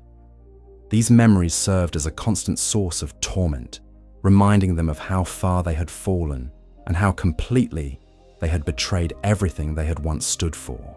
The isolation also affected the king's relationship with the abyss itself. While they remained connected to the primordial darkness, their ability to serve as conduits for its influence was severely limited by their imprisonment. The abyss, which had once flowed through them to corrupt the world above, now found itself trapped alongside its servants, contained by the same forces that held the kings themselves. This containment created a kind of stagnation within the flooded ruins, a situation where immense power was present but unable to express itself effectively. The dark energy that had once spread corruption throughout New Londo now circled endlessly within the confines of the flood, growing more concentrated and more volatile with each passing year. The four kings became focal points for this trapped energy, absorbing and containing forces that might otherwise have found ways to escape their watery prison. As the undead curse spread throughout Lifedrain, it began to affect even the most remote and isolated locations. Pilgrims and adventurers afflicted with the curse would sometimes make their way to New Londo, drawn by legends of powerful souls and ancient treasures that might cure their condition. These desperate souls represented a new category of threat that Ingward had to monitor and contain, as their cursed nature made them particularly susceptible to the influence of the darkness trapped beneath the waters. Some of these undead visitors possessed enough residual intelligence and determination to pose serious challenges to the Guardian's security measures. They might attempt to breach the seals through force, subterfuge, or magical means, driven by the belief that access to the Lord's soul fragments possessed by the four kings could restore their lost humanity. Others simply sought to explore the ruins out of curiosity or scholarly interest, unaware of the dangers that their presence might unleash. Ingward developed a complex system of warnings and deterrents designed to turn away these potential intruders without revealing the full extent of the threat they represented. He used illusions, magical barriers, and carefully placed guardians to create the impression that New Londo was simply a dangerous ruin rather than a carefully maintained prison. This deception was necessary to prevent the spread of knowledge that might attract even more dangerous attention to the site. The Guardian also had to contend with the gradual degradation of the magical infrastructure that maintained the seal. The spells and enchantments that held back the waters and contained the corruption required constant maintenance and periodic renewal. As Ingward aged and his powers began to decline, the task of maintaining these complex magical systems became increasingly difficult and dangerous. The sorcerer was forced to innovate and adapt, developing new techniques that could maintain the seal's effectiveness while requiring less personal energy to implement. He created automated systems that could perform routine maintenance tasks, establish backup protocols that could contain breaches if the primary seals failed, and trained a small number of trusted assistants in the basic principles of seal maintenance. Yet despite all these precautions, Ingward knew that his vigil could not continue indefinitely. He was mortal, subject to the limitations of age and the wearing effects of constant exposure to dark energies. Eventually, he would need to pass his responsibilities to a successor, but finding someone capable of maintaining the seal while remaining uncorrupted by its influence was an almost impossible challenge. The Guardian's concerns about succession were complicated by the political changes occurring throughout Lordran as the Age of Fire continued its slow decline. The various human kingdoms were becoming increasingly isolated and suspicious of one another, making cooperation on matters of mutual security more difficult to achieve. The knowledge and resources necessary to maintain the new Londo seal might not be available to future generations if the current trends continued. These worries were not merely academic, as signs of the seal's gradual weakening began to manifest in subtle but alarming ways. The water level in some areas of the ruins began to fluctuate, suggesting that the magical barriers were not maintaining their perfect integrity. Strange lights occasionally appeared beneath the surface, visible only to those with the ability to perceive magical emanations. Most concerning of all, some of the undead who approached the ruins reported hearing voices calling to them from beneath the waters. Voices that seemed to know their names and their deepest desires. Ingward recognized these phenomena as early warning signs that the containment system was beginning to develop flaws. The Four Kings, trapped for so many years, were slowly learning to work within the constraints of their prison, finding ways to extend their influence despite the barriers that contained them. Their fragments of the Lord's soul gave them access to power that was difficult to contain indefinitely, and their connection to the abyss provided them with knowledge of techniques that could exploit even the smallest weaknesses in their imprisonment. The Guardian found himself forced to take increasingly drastic measures to maintain the security of the seal. He reinforced the magical barriers with new layers of protection, established additional monitoring systems to detect any changes in the ruin's status, and prepared contingency plans for various failure scenarios. These preparations required him to delve deeper into dangerous magical practices, risking his own corruption in order to maintain the safety of the world above. As the situation grew more precarious, Ingward began to consider the possibility that the seal might eventually fail despite all his efforts. The power of the Four Kings was simply too great to be contained indefinitely by any mortal magic, and the passage of time worked against the stability of any artificial constraints. If the seal were to fail, the consequences would be catastrophic, not just for the immediate area, but for all of Lordran. This realization led the Guardian to develop a final contingency plan, one that would require the ultimate sacrifice from whoever implemented it. If the seal showed signs of imminent failure, it might be possible to drain the floodwaters deliberately, allowing access to the Four Kings but also providing an opportunity for a sufficiently powerful warrior to confront them directly. Such a battle would be incredibly dangerous, with little chance of survival for the challenger, but it might provide the only means of permanently ending the threat they represented. The key to implementing this plan lay in the special properties of the floodwaters themselves. The divine blessing that Lord Gwyn had placed upon them not only made them effective at containing corruption, but also granted them the ability to temporarily protect those who were immersed in them from the influence of the abyss. A warrior who could enter the flooded ruins while carrying sufficient protection might be able to survive long enough to reach the Four Kings and engage them in direct combat. But such a warrior would need to possess extraordinary qualities: the strength to face enemies, enhanced by fragments of a Lord's soul, the spiritual fortitude to resist corruption by the abyss, and the determination to sacrifice their own life for the greater good. Finding such an individual seemed almost impossible, yet Ingward knew that the alternative might be the complete collapse of the containment system and the renewed spread of corruption throughout Lordran. The Guardian's contemplation of these desperate measures was interrupted by reports of strange activities in distant parts of Lordran. The undead curse was spreading more rapidly than ever before, and some of those afflicted were displaying unusual abilities and motivations. Among these cursed souls were individuals who seemed to be specifically drawn to sources of great spiritual power, as if guided by some external force toward the locations where Lord souls might be found. These developments suggested that the time of crisis was approaching more rapidly than Ingward had anticipated.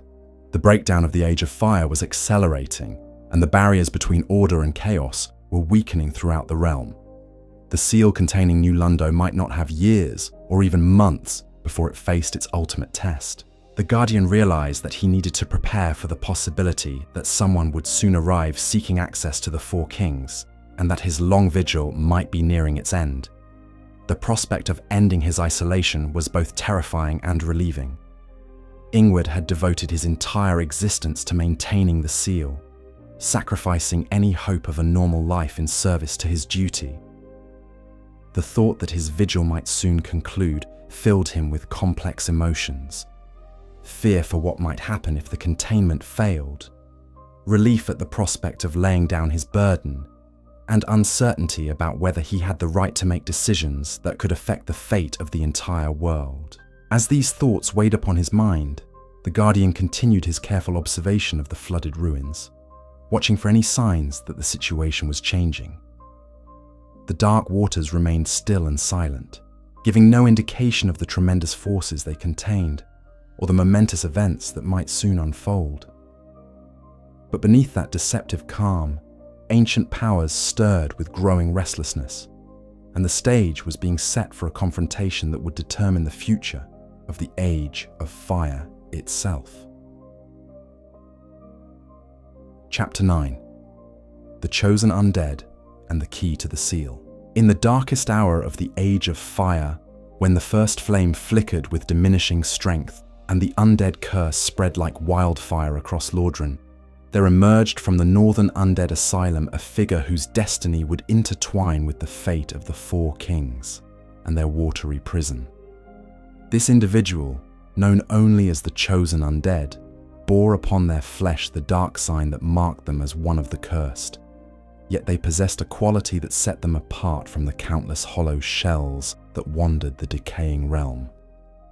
The Chosen Undead carried within their soul a flame of determination that refused to be extinguished, no matter how many times death claimed them or how much of their humanity was stripped away by the curse. This inner fire, invisible to casual observation but perceptible to those with the wisdom to recognize it, marked them as a being capable of great deeds and terrible sacrifices.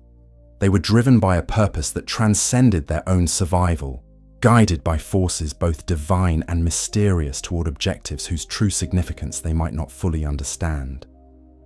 The path that would eventually lead the Chosen Undead to New Londo began with the ringing of the bells of awakening, ancient devices that served as both warning and summons in the failing Age of Fire. The first bell, housed in the undead parish beneath the watchful gaze of twisted gargoyles, called out across the land with its bronze voice, announcing that the time of testing had arrived.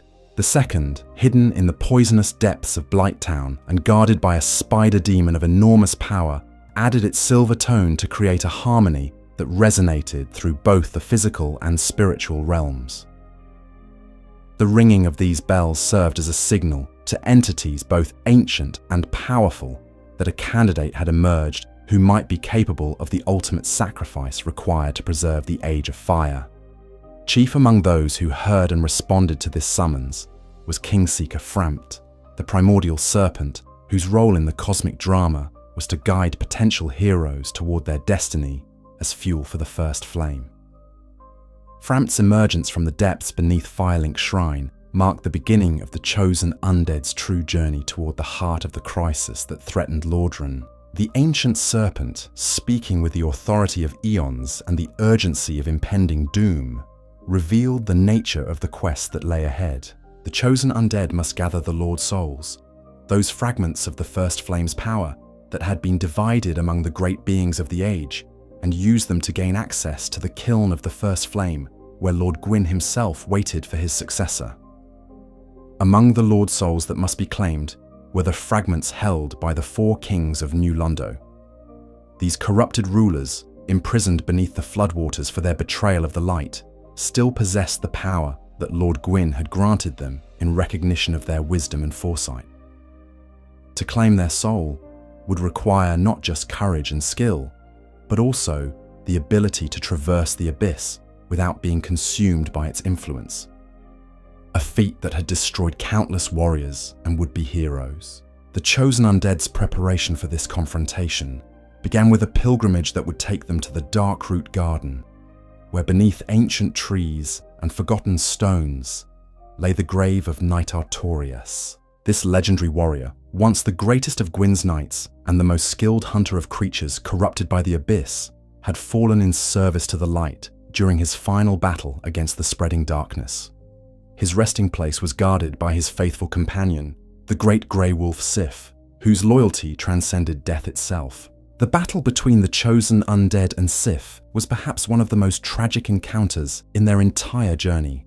The great wolf, driven by love and loyalty to protect his master's grave and the precious ring that lay within, fought with desperate courage against an opponent he could not hope to defeat.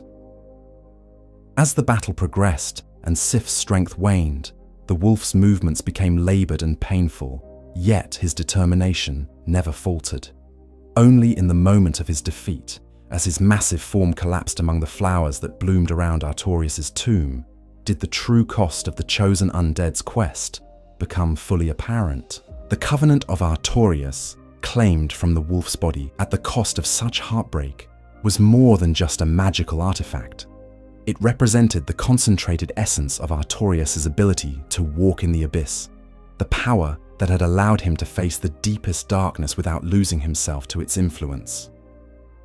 The ring would grant its wearer the same protection, but it came with the weight of tragedy and the reminder that even the greatest heroes could fall when facing forces beyond mortal comprehension.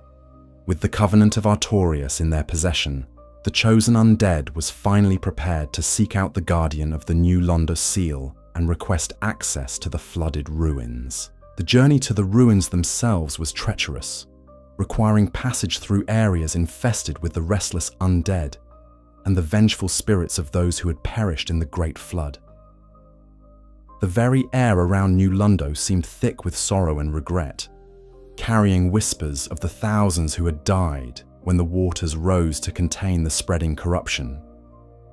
Ingward, the crimson-robed guardian who had maintained his lonely vigil for so many years, had been expecting this moment with a mixture of anticipation and dread.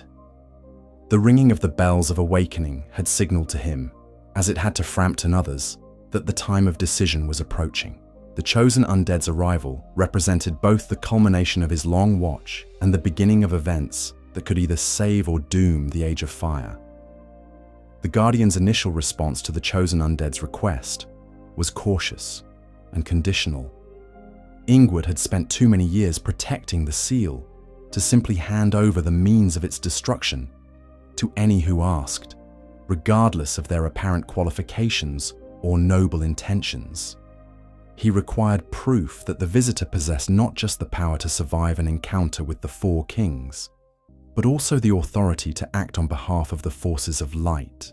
The test that Ingward demanded was deceptively simple in its statement, but profound in its implications. The chosen undead must first obtain the Lord Vessel, the sacred receptacle that could hold the combined power of all the Lord Souls.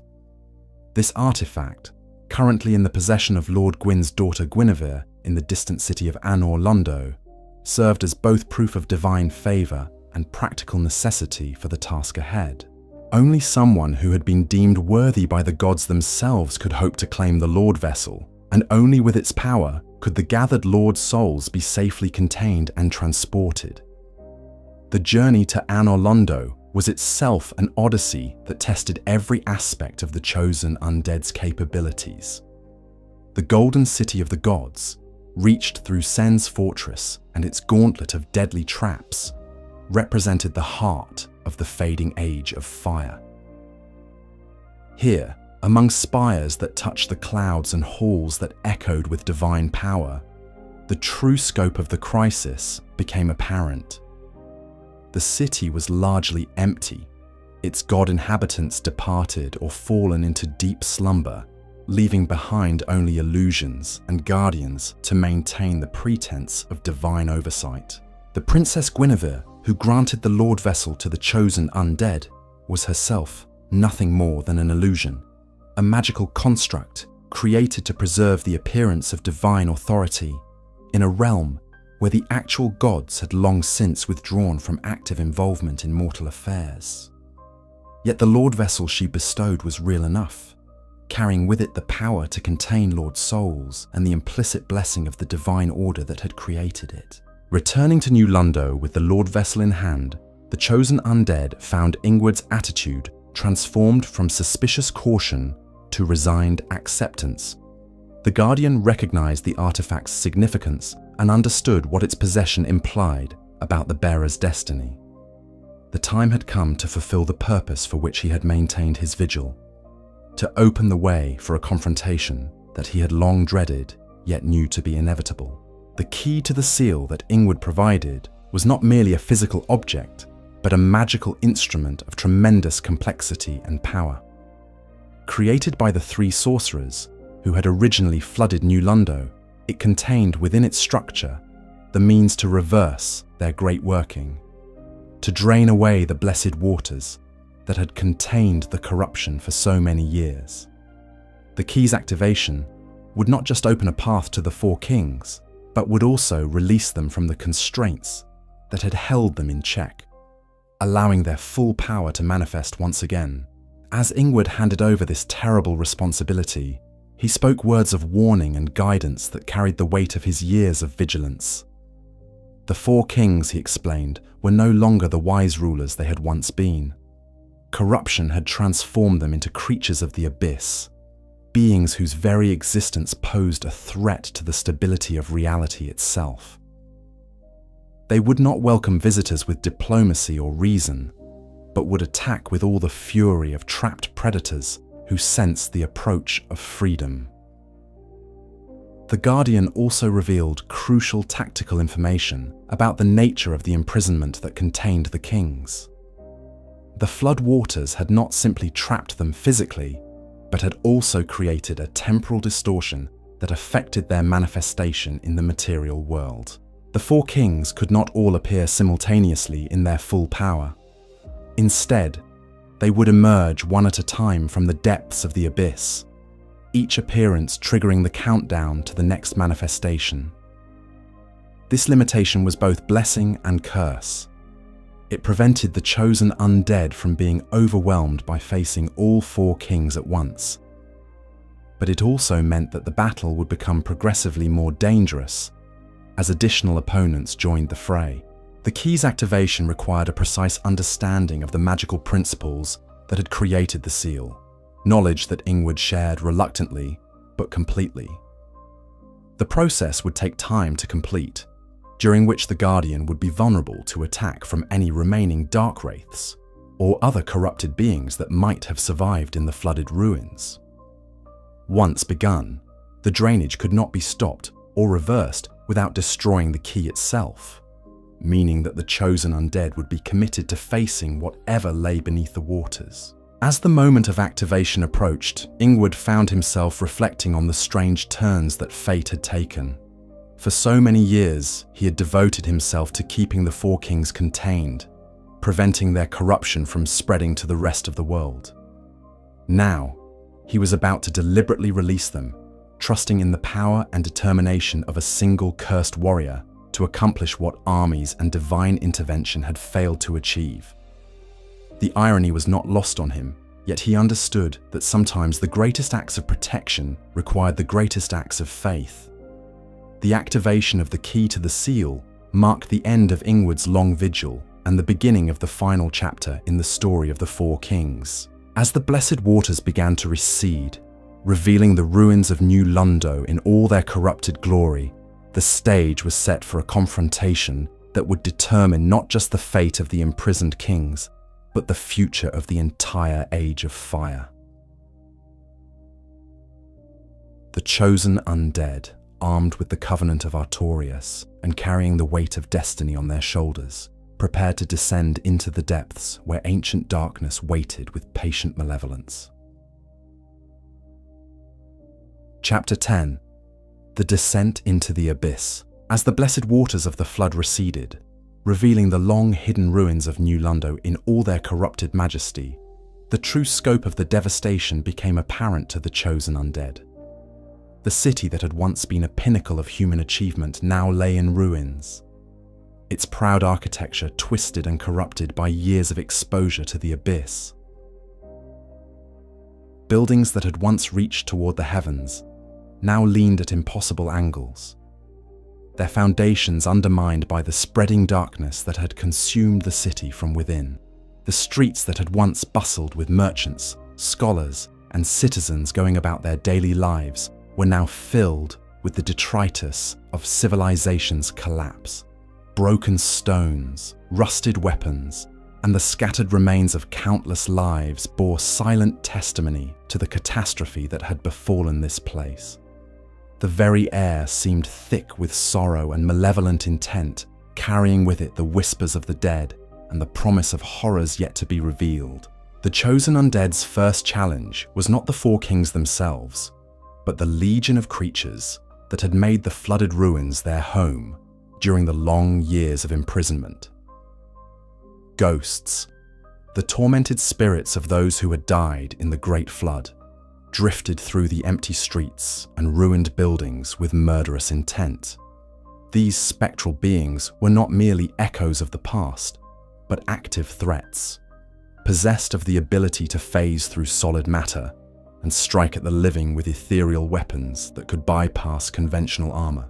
The ghosts' intangibility made them formidable opponents for most warriors, as normal weapons would pass harmlessly through their forms without causing any damage. Only cursed weapons or those specifically blessed against spectral entities could harm these restless spirits, forcing the chosen undead to adapt their tactics and equipment to face this unique threat. The curse that marked them as undead proved to be both blessing and burden in this regard, as it allowed them to perceive and interact with the spiritual realm in ways that living beings could not.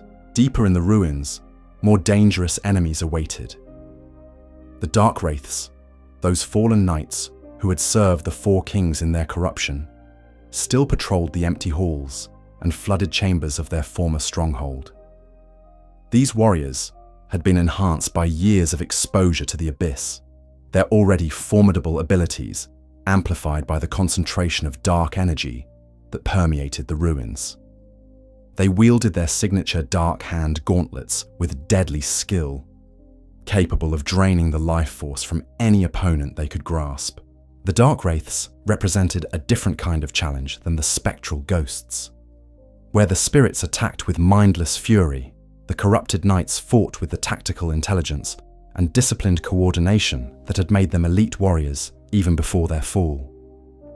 They used the ruined architecture to their advantage, setting ambushes in collapsed corridors and striking from concealed positions with the precision of veteran soldiers. Each encounter with these fallen guardians served as a grim reminder of what the four kings had accomplished through their corruption.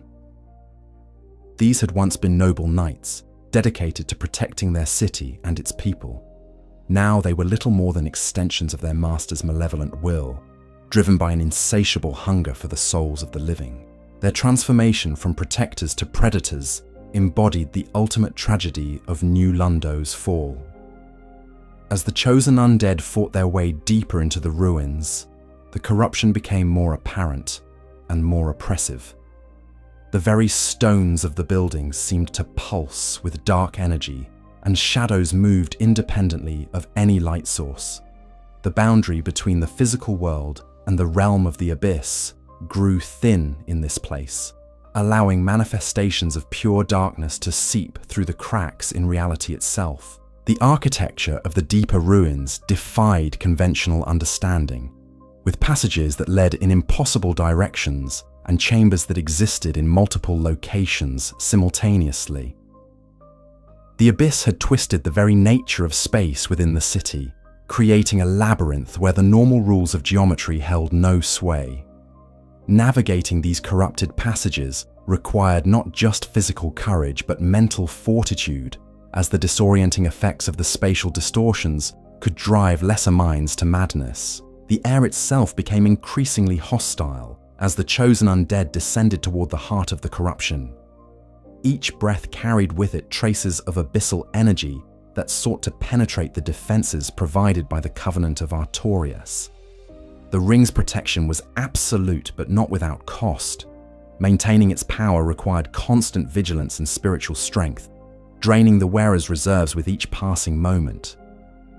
The final descent to the abyss proper required a leap of faith that embodied both the literal and metaphorical nature of the challenge ahead. At the bottom of New Londo's deepest pit lay an opening into absolute darkness, a portal that led not to any physical location, but to the realm of the abyss itself. To enter this void required the chosen undead to abandon the safety of the material world and venture into a dimension where the normal laws of existence held no meaning. The abyss was not merely dark in the sense of lacking light. It was the complete absence of everything that defined reality. Here, concepts like up and down, past and future, self and other lost their meaning. Only the protection of Artorias' covenant allowed the chosen undead to maintain their coherence and identity in this realm of absolute entropy. Even so, the experience was profoundly disorienting, requiring tremendous mental discipline to avoid being overwhelmed by the fundamental wrongness of the place. In this void, beyond comprehension, the four kings awaited their challenger. They no longer resembled the human rulers they had once been, having been transformed by their long immersion in the abyss into something that existed at the intersection of matter and shadow. Their forms were elongated and distorted, with bark-like skin that pulsed with dark energy, and limbs that had grown to accommodate massive weapons forged from crystallized darkness. The king's eyes, once bright with wisdom and compassion, now glowed with an alien intelligence that recognized no bond of kinship with humanity. They had transcended their mortal origins to become avatars of the abyss itself, beings whose very existence challenged the foundations of the Age of Fire. Yet traces of their former selves remained, buried deep beneath layers of corruption, but still present enough to add an element of tragic recognition to the coming confrontation. The battle that was about to unfold would be unlike any the chosen undead had previously faced. The four kings possessed not just the fragments of a lord's soul that Lord Gwyn had granted them, but also the accumulated power of all the souls they had harvested during their reign of corruption. They were master practitioners of the art of Lifedrain, capable of stealing their opponent's strength and adding it to their own with each successful attack.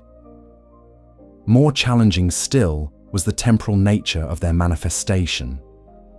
The kings could not all appear simultaneously in their full power, but neither would they wait patiently for single combat. They would emerge from the depths of the abyss at regular intervals, creating an escalating battle where victory required not just defeating individual opponents, but accomplishing the task quickly enough to avoid being overwhelmed by superior numbers. The arena in which this battle would take place defied conventional description. The abyss provided no stable ground on which to stand, no walls to provide cover, no environmental features that could be used tactically. Combat would take place in a void where only the opposing forces existed, stripped of all distractions and reduced to its most fundamental elements: the clash between light and darkness, order and entropy, preservation and destruction. As the first of the four kings began to materialize from the depths of the abyss, the chosen undead prepared to face the ultimate test of their quest. Everything they had learned, every skill they had developed, every sacrifice they had made would be put to the test in this confrontation with beings who had once shared their humanity, but had chosen to abandon it in pursuit of power beyond mortal comprehension. The battle for the Lord Soul fragment held by the four kings was about to begin, and with it would come the resolution of a tragedy that had begun with noble intentions and ended in corruption beyond redemption. The fate of New Londo, the future of the Age of Fire, and the destiny of the chosen undead themselves all hung in the balance as the final act of this ancient drama prepared to unfold in the depths of the abyss. Chapter 11. The Battle with the Four Kings. In the absolute void of the abyss, where reality itself seemed to bend and twist according to alien laws, the first of the four kings began to manifest. The process was both gradual and sudden, as if the being were simultaneously emerging from infinite distance and materializing from nothingness. What appeared was no longer recognizably human, but rather a towering figure of bark-like flesh and crystalline bone, wreathed in shadows that moved independently of any light source. The king's weapon was as corrupted as its wielder. A massive sword that seemed to be carved from solid darkness, its blade serrated with edges that caught and reflected no light. The weapon pulsed with the same malevolent energy that animated its bearer, occasionally releasing wisps of shadow that coiled through the air like living smoke. This was not merely a tool of war, but an extension of the king's corrupted essence, as much a part of the creature as any limb or organ. The chosen undead's first glimpse of their opponent revealed the full scope of the transformation that had claimed the former rulers of New Londo. This being retained the general shape of a humanoid form, but every aspect had been twisted by exposure to the abyss. The king's torso was elongated and covered in what appeared to be bark-like growths that pulsed with internal darkness. Root-like protrusions emerged from various points on its body, particularly around the heart, where the fragment of the Lord's soul resided. Most disturbing of all were the creature's eyes, which glowed with an intelligence that was simultaneously ancient and utterly alien. These were not the eyes of a being that had lost its mind to corruption, but rather those of something that had consciously chosen to embrace a form of existence that transcended human understanding. The king recognized the chosen undead not as a fellow human being, but as an intruder in its domain, a fragment of the upper world that had dared to trespass in the realm of absolute darkness. The battle began without ceremony or declaration, as the first king raised its massive weapon and struck with the force of accumulated centuries of hatred and hunger. The blow, delivered with impossible speed despite the weapon's enormous size, would have shattered any normal defense and claimed the life of a lesser warrior instantly. Only the protection of the Covenant of Artorias allowed the chosen undead to survive that first assault, the ring's power creating a barrier against the abyssal energies that sought to drain away life and soul alike. The king's fighting style was a perverse mirror of the noble swordsmanship it had once practiced as a human ruler. The techniques were recognizable: powerful overhead strikes, sweeping horizontal cuts, precise thrusts aimed at vital points, but they had been corrupted and enhanced by the creature's transformation. Each attack carried with it not just physical force, but spiritual assault, as the king attempted to drain away its opponent's humanity with every contact. The art of Lifedrain manifested in multiple forms during the battle. Direct strikes from the king's weapon could steal years of life in an instant, aging its victim rapidly while restoring the creature's own vitality. More insidious were the grasping attacks, where the king would attempt to seize its opponent and drain their life force through direct contact. These embraces of death were accompanied by a terrible intimacy, as the victim would experience flashes of the king's own memories and emotions, feeling the weight of centuries of corruption and despair. Fighting in the abyss presented unique challenges that went beyond the supernatural abilities of the opponent. The void provided no stable reference points, making it difficult to judge distances or maintain proper footing. The absence of conventional light meant that the battle was illuminated only by the dark energies that radiated from both combatants, creating a constantly shifting tableau of shadow and malevolent gleam. The chosen undead was forced to adapt their fighting style to accommodate these otherworldly conditions. Traditional defensive tactics were largely useless in an environment where there was no cover to seek and no walls to use for protection. Instead, the battle became a deadly dance of mobility and aggression, where survival depended on maintaining constant movement and striking with devastating efficiency whenever an opening presented itself. As the battle progressed, the First King's attacks became more desperate and more varied. Recognizing that conventional swordplay was insufficient to overcome the protection granted by Artorias' covenant, the creature began to employ more exotic techniques drawn from its mastery of abyssal magic. Dark energy erupted from its form in expanding spheres of destruction, forcing the chosen undead to time their movements with precision to avoid being caught in the blast radius. The king also demonstrated the ability to project its life-draining powers at range, sending out tendrils of darkness that sought to ensnare and drain any living thing they touched. These attacks were particularly dangerous because they could strike from unexpected angles, emerging from the void itself to assault an opponent who thought they were maintaining safe distance. Perhaps most challenging of all were the king's attempts to corrupt the very space around them, creating zones where the normal laws of physics operated according to different principles.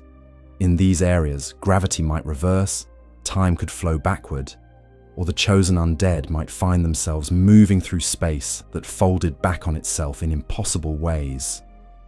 Navigating these distortions while simultaneously defending against a supernaturally powerful opponent required a level of mental flexibility and tactical awareness that pushed the limits of mortal capability. The tide of battle began to turn when the chosen undead discovered that the king's massive size and corrupted form, while granting it tremendous power, also created exploitable vulnerabilities. The creature's elongated limbs and bark-like skin, while providing natural armor against many attacks, could be targeted with surgical precision by a warrior skilled enough to identify the weak points in its defenses. More importantly, the chosen undead realized that the king's connection to the abyss, while providing it with supernatural abilities, also made it dependent on maintaining that connection. Attacks that disrupted the flow of dark energy through the creature's form could temporarily weaken its abilities and create opportunities for more decisive strikes. The breakthrough came when the chosen undead managed to land a devastating blow against the area around the king's heart.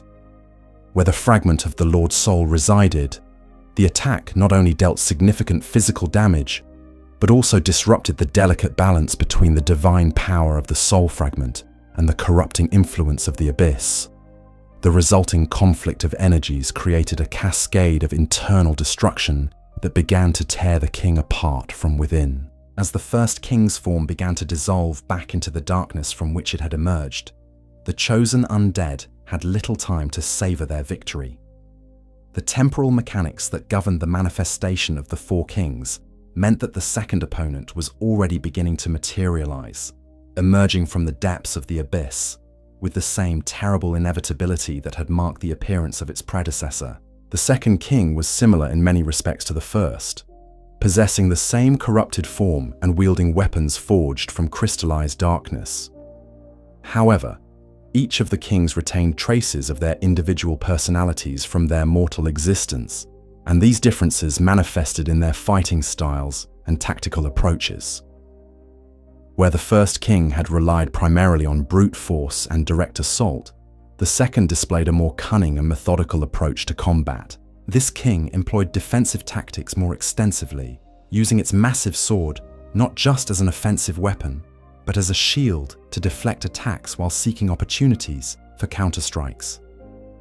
It demonstrated a better understanding of how to exploit the unique properties of the abyss as a battlefield, manipulating the void itself to create temporary advantages and trap its opponent in disadvantageous positions. The battle against the second king was complicated by the lingering effects of the first encounter. The chosen undead had expended significant energy and resources in the previous fight, and the corrupting influence of the abyss had begun to take its toll, despite the protection of Artorias' covenant. Each moment spent in this realm of absolute darkness drained away small portions of the warrior's strength and spiritual integrity. Moreover, the second king seemed to have learned from observing the first battle, adapting its tactics to counter the strategies that had proven effective against its predecessor. It was more cautious about exposing the vulnerable areas around its heart, more aggressive in its use of life-draining attacks, and more willing to employ the exotic magical abilities that the corruption had granted it. The fight became a grueling test of endurance as much as skill, with the chosen undead forced to maintain constant vigilance while gradually wearing down an opponent that seemed to grow stronger with each passing moment. The king's mastery of Lifedrain meant that even minor wounds could become serious disadvantages if they allowed the creature to make contact and steal away precious life force. The turning point in this second encounter came when the chosen undead managed to exploit the king's defensive tactics against it. By feinting an attack toward one vulnerable area, they drew the creature's guard in that direction, then quickly redirected their assault toward a different target. The resulting strike bypassed the king's defenses and delivered a crippling blow that began the same cascade of internal destruction that had claimed its predecessor. As the second king's form began to dissolve, the third was already manifesting, and with it came a new level of desperation to the battle. This king displayed signs of greater corruption than its predecessors, its form more distorted and its attacks more erratic. Where the first two had retained some semblance of their original martial discipline, this one fought with the fury of a creature that had completely surrendered to the influence of the abyss. The third king's assault was relentless and chaotic, combining powerful physical attacks with wild applications of dark magic that filled the void with destructive energy. Its movements were less predictable than those of its predecessors, making it difficult for the chosen undead to anticipate and counter its attacks effectively. The creature seemed to care little for its own preservation, throwing itself into attacks with reckless abandon that made it both more dangerous and more vulnerable. The battle reached its most intense phase when the fourth and final king began to manifest before its predecessor had been fully defeated. For a terrifying moment, the chosen undead faced the prospect of fighting two of these corrupted beings simultaneously, a challenge that seemed beyond the capabilities of any mortal warrior. The void erupted with dark energy as both kings unleashed their full power, creating a maelstrom of destruction that threatened to tear apart even the fundamental structure of the abyss itself. In this moment of supreme crisis, the chosen undead drew upon reserves of strength and determination that they had not known they possessed. Fighting with a fury that matched that of their opponents, they managed to deliver a decisive blow to the third king, even as the fourth reached the peak of its manifestation. The destruction of the third king created a brief moment of respite, allowing the warrior to reposition and prepare for the final phase of this ultimate confrontation. The fourth king was the most powerful and the most corrupt of the quartet, its form barely recognizable as having once been human. This creature embodied the full might of the abyss channeled through the fragment of a Lord's soul, making it a being of power that rivaled the greatest entities in all of Lordran. Its mere presence caused the void itself to writhe and twist, as if reality was struggling to accommodate its existence. The final battle was a contest between two fundamental forces: the divine light that the chosen undead carried within their soul, and the primordial darkness that had consumed the four kings. Each strike exchanged between them carried the weight of cosmic significance, as if the outcome would determine not just the fate of the individuals involved, but the future of the entire Age of Fire. The fourth king fought with the accumulated knowledge and power of all its predecessors, employing every technique and ability that the corruption had granted them. Its attacks came in waves of devastating complexity, combining physical assault, magical destruction, and spiritual corruption, in patterns that pushed the limits of what any warrior could hope to counter. The creature's mastery of Lifedrain reached its peak in this final encounter, as it attempted to drain away not just the chosen undead's life force, but their very identity and purpose. Yet even in the face of such overwhelming opposition, the chosen undead persevered. Their determination to complete their quest and claim the Lord's soul fragments burned like a beacon in the darkness, providing the strength needed to continue fighting when all hope seemed lost. Each blow they landed against the fourth king chipped away at the creature's defenses, gradually wearing down the corruption that had transformed it from a noble ruler into a monster of the abyss. The climactic moment of the battle came when both opponents struck simultaneously, their weapons meeting in a clash that sent shockwaves throughout the void. For an instant, time seemed suspended as the fundamental forces they represented struggled for dominance. Then, with a sound like reality itself tearing apart, the fourth king's weapon shattered, its crystallized darkness unable to withstand the concentrated force of the chosen undead's assault. The destruction of its weapon triggered the final collapse of the fourth king's form, and with it came the end of the four kings as a unified entity. Their combined essence, freed from the corrupted shells that had contained it, coalesced into a single orb of dark light that pulsed with the power of the Lord's soul fragments they had carried. This was the bequeathed Lord's soul shard, the prize that the chosen undead had fought so desperately to claim. As the chosen undead reached out to grasp the soul, they felt the weight of all the tragedy and corruption that had led to this moment. The power contained within the shard was immense, but it carried with it the memories and emotions of the four kings' fall from grace.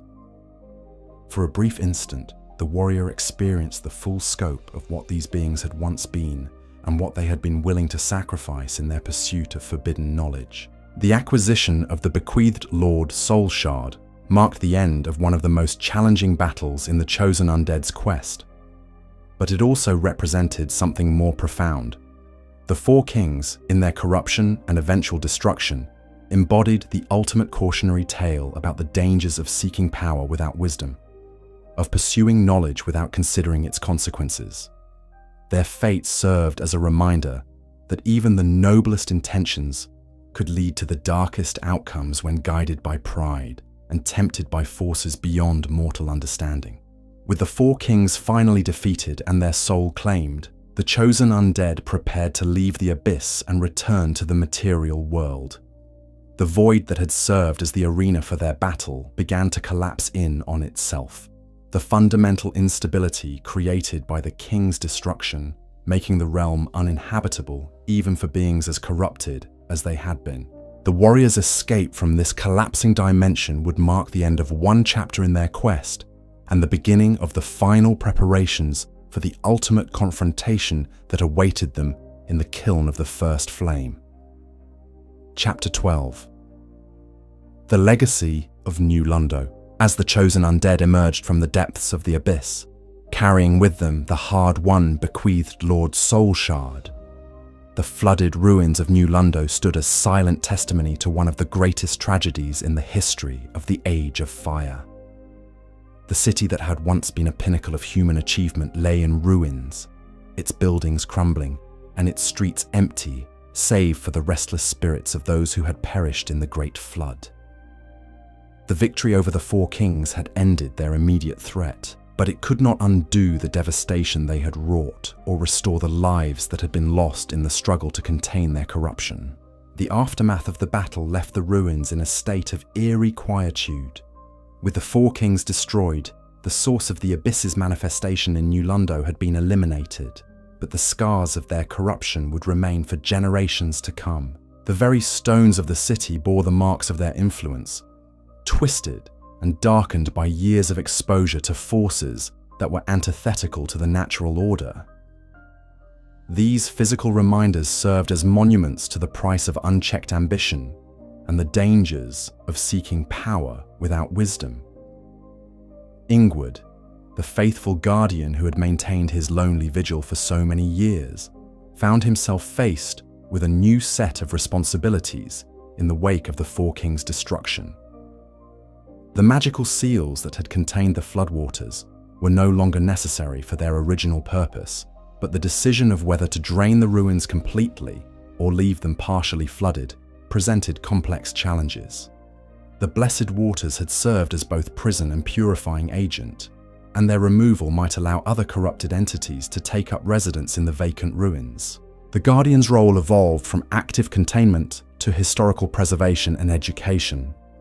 With the immediate threat eliminated it became crucial to ensure that future generations understood what had happened in New Londo and why such vigilance was necessary to prevent similar tragedies. Ingward became both chronicler and teacher, recording the events that had led to the city's fall and sharing this knowledge with those who sought to learn from the past. The broader implications of the Four Kings' defeat extended far beyond the borders of New Londo itself. Their corruption had been one of the symptoms of the broader crisis affecting the Age of Fire, and their destruction represented a crucial step in the chosen undead's quest to either rekindle the first flame or allow it to fade naturally. The bequeathed Lord Soul Shard they had carried would play a vital role in whatever destiny awaited the warrior, whether as fuel for the flame's renewal or as a component in the emergence of a new age entirely. The story of the Four Kings also served as a cautionary tale about the nature of power and responsibility. These rulers had begun their journey with the noblest of intentions, seeking to better serve their people and create a more prosperous realm. Their corruption had not come through malice or inherent evil, but through the gradual erosion of their moral foundations when faced with temptations that promised easy solutions to complex problems. The serpent Darkstalker Kaathe had not forced them to embrace the darkness.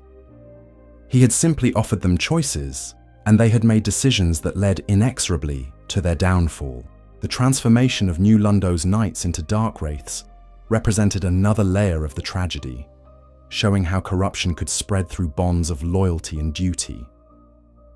These warriors had followed their masters into darkness not out of evil intent, but out of the very virtues that had made them exemplary knights. Their dedication to their oaths and their trust in the wisdom of their leaders. Their fate illustrated how even the most noble qualities could become sources of damnation when directed toward corrupted ends. The flooding of New Londo remained one of the most controversial decisions in the history of the Age of Fire, raising questions about the acceptable cost of preventing greater catastrophes. Lord Gwyn and his advisors had faced an impossible choice. Allow the corruption to spread and potentially consume all of Lordran, or sacrifice the innocent, along with the guilty to contain the threat. The decision they made saved the realm, but left a stain on the conscience of the Age of Fire that would never fully heal. The three sorcerers who had carried out the flooding became figures of both reverence and tragic remembrance. Their sacrifice had been necessary for the preservation of the realm, yet the weight of the innocent lives they had taken in the process had driven them to various fates. Two had departed immediately after the ritual, seeking solitude and perhaps redemption in distant lands. The third, Ingward, had remained to bear witness to the consequences of their actions and ensure that such measures would never again be necessary. The magical techniques employed in the flooding represented some of the most advanced sorcery ever practiced in Lifedrain, combining divine blessing with arcane knowledge to create a form of magic that was both destructive and purifying. The seals that had maintained the flood for so many years were masterworks of magical engineering, designed to contain not just physical water, but the spiritual corruption that had infected the city. The knowledge of how to create such seals was largely lost with the deaths of their creators, making the New Londo incident a unique event that could not easily be replicated. The presence of the abyss beneath New Londo also raised questions about the fundamental nature of reality and the forces that shaped the world. The primordial darkness that had answered the Four Kings' call was not merely another form of magic or supernatural phenomenon, but rather a basic component of existence itself. Its manifestation in New Londo suggested that such forces were always present, lurking beneath the surface of the ordered world and waiting for opportunities to express themselves. The corruption of the Four Kings had implications for understanding the nature of Lord Souls and the beings who possessed them. These fragments of the First Flame's power were not just sources of magical energy, but fundamental forces that shaped the reality around them.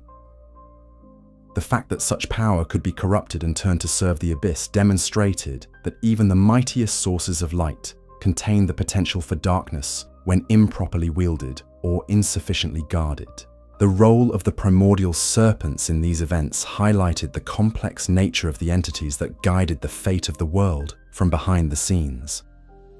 Darkstalker Kaathe's manipulation of the Four Kings was not an aberration, but part of a larger pattern of interference by these ancient beings in the affairs of mortals and gods alike.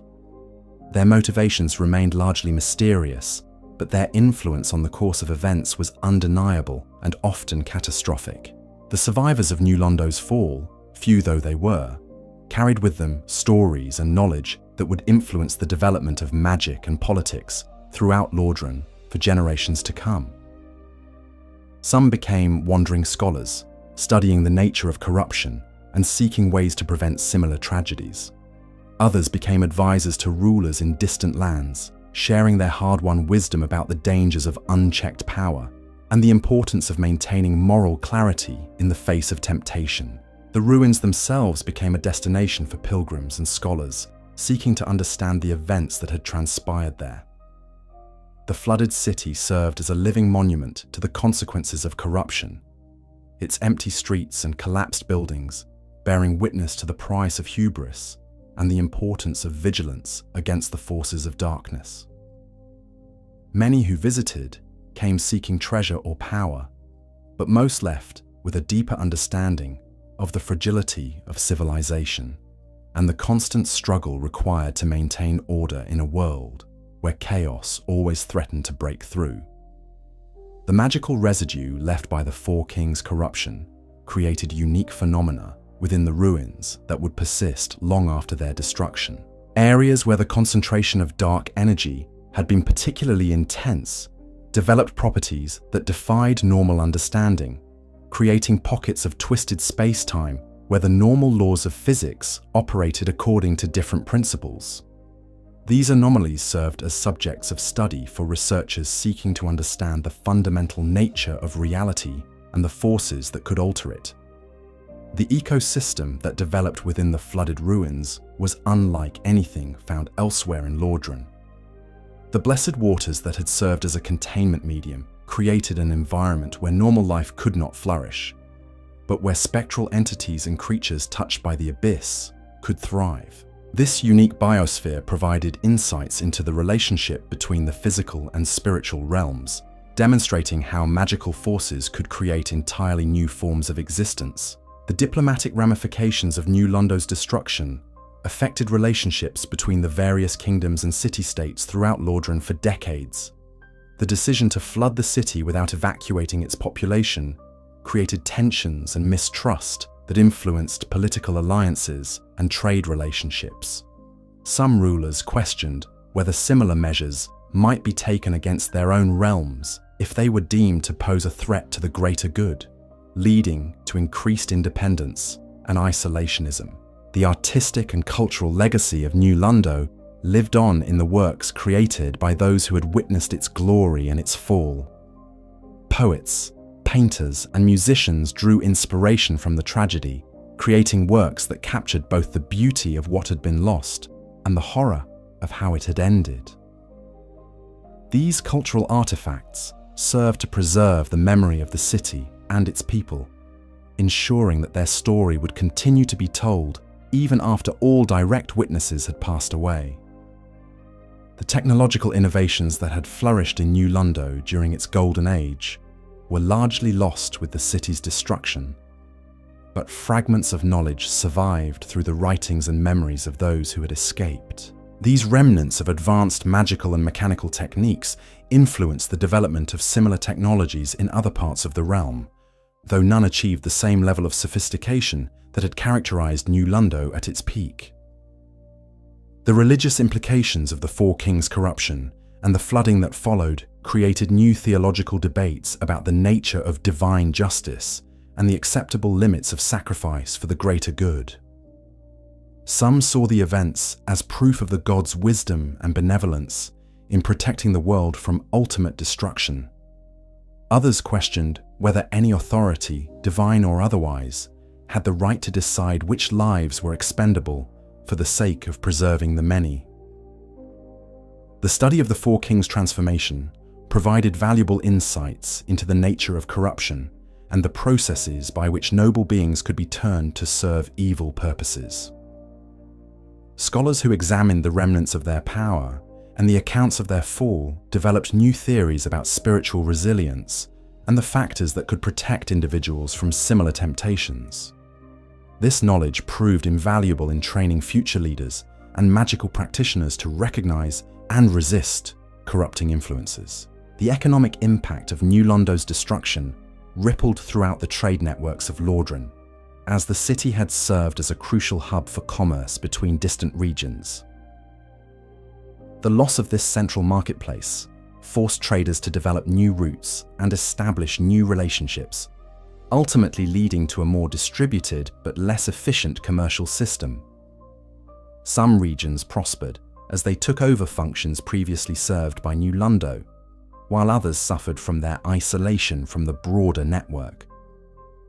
The psychological impact on those who had ordered or carried out the flooding continued to influence their actions and decisions for the rest of their lives. Lord Gwyn's willingness to sacrifice his own divine essence to kindle the first flame may have been influenced by his guilt over the necessity of destroying New Londo and its innocent inhabitants.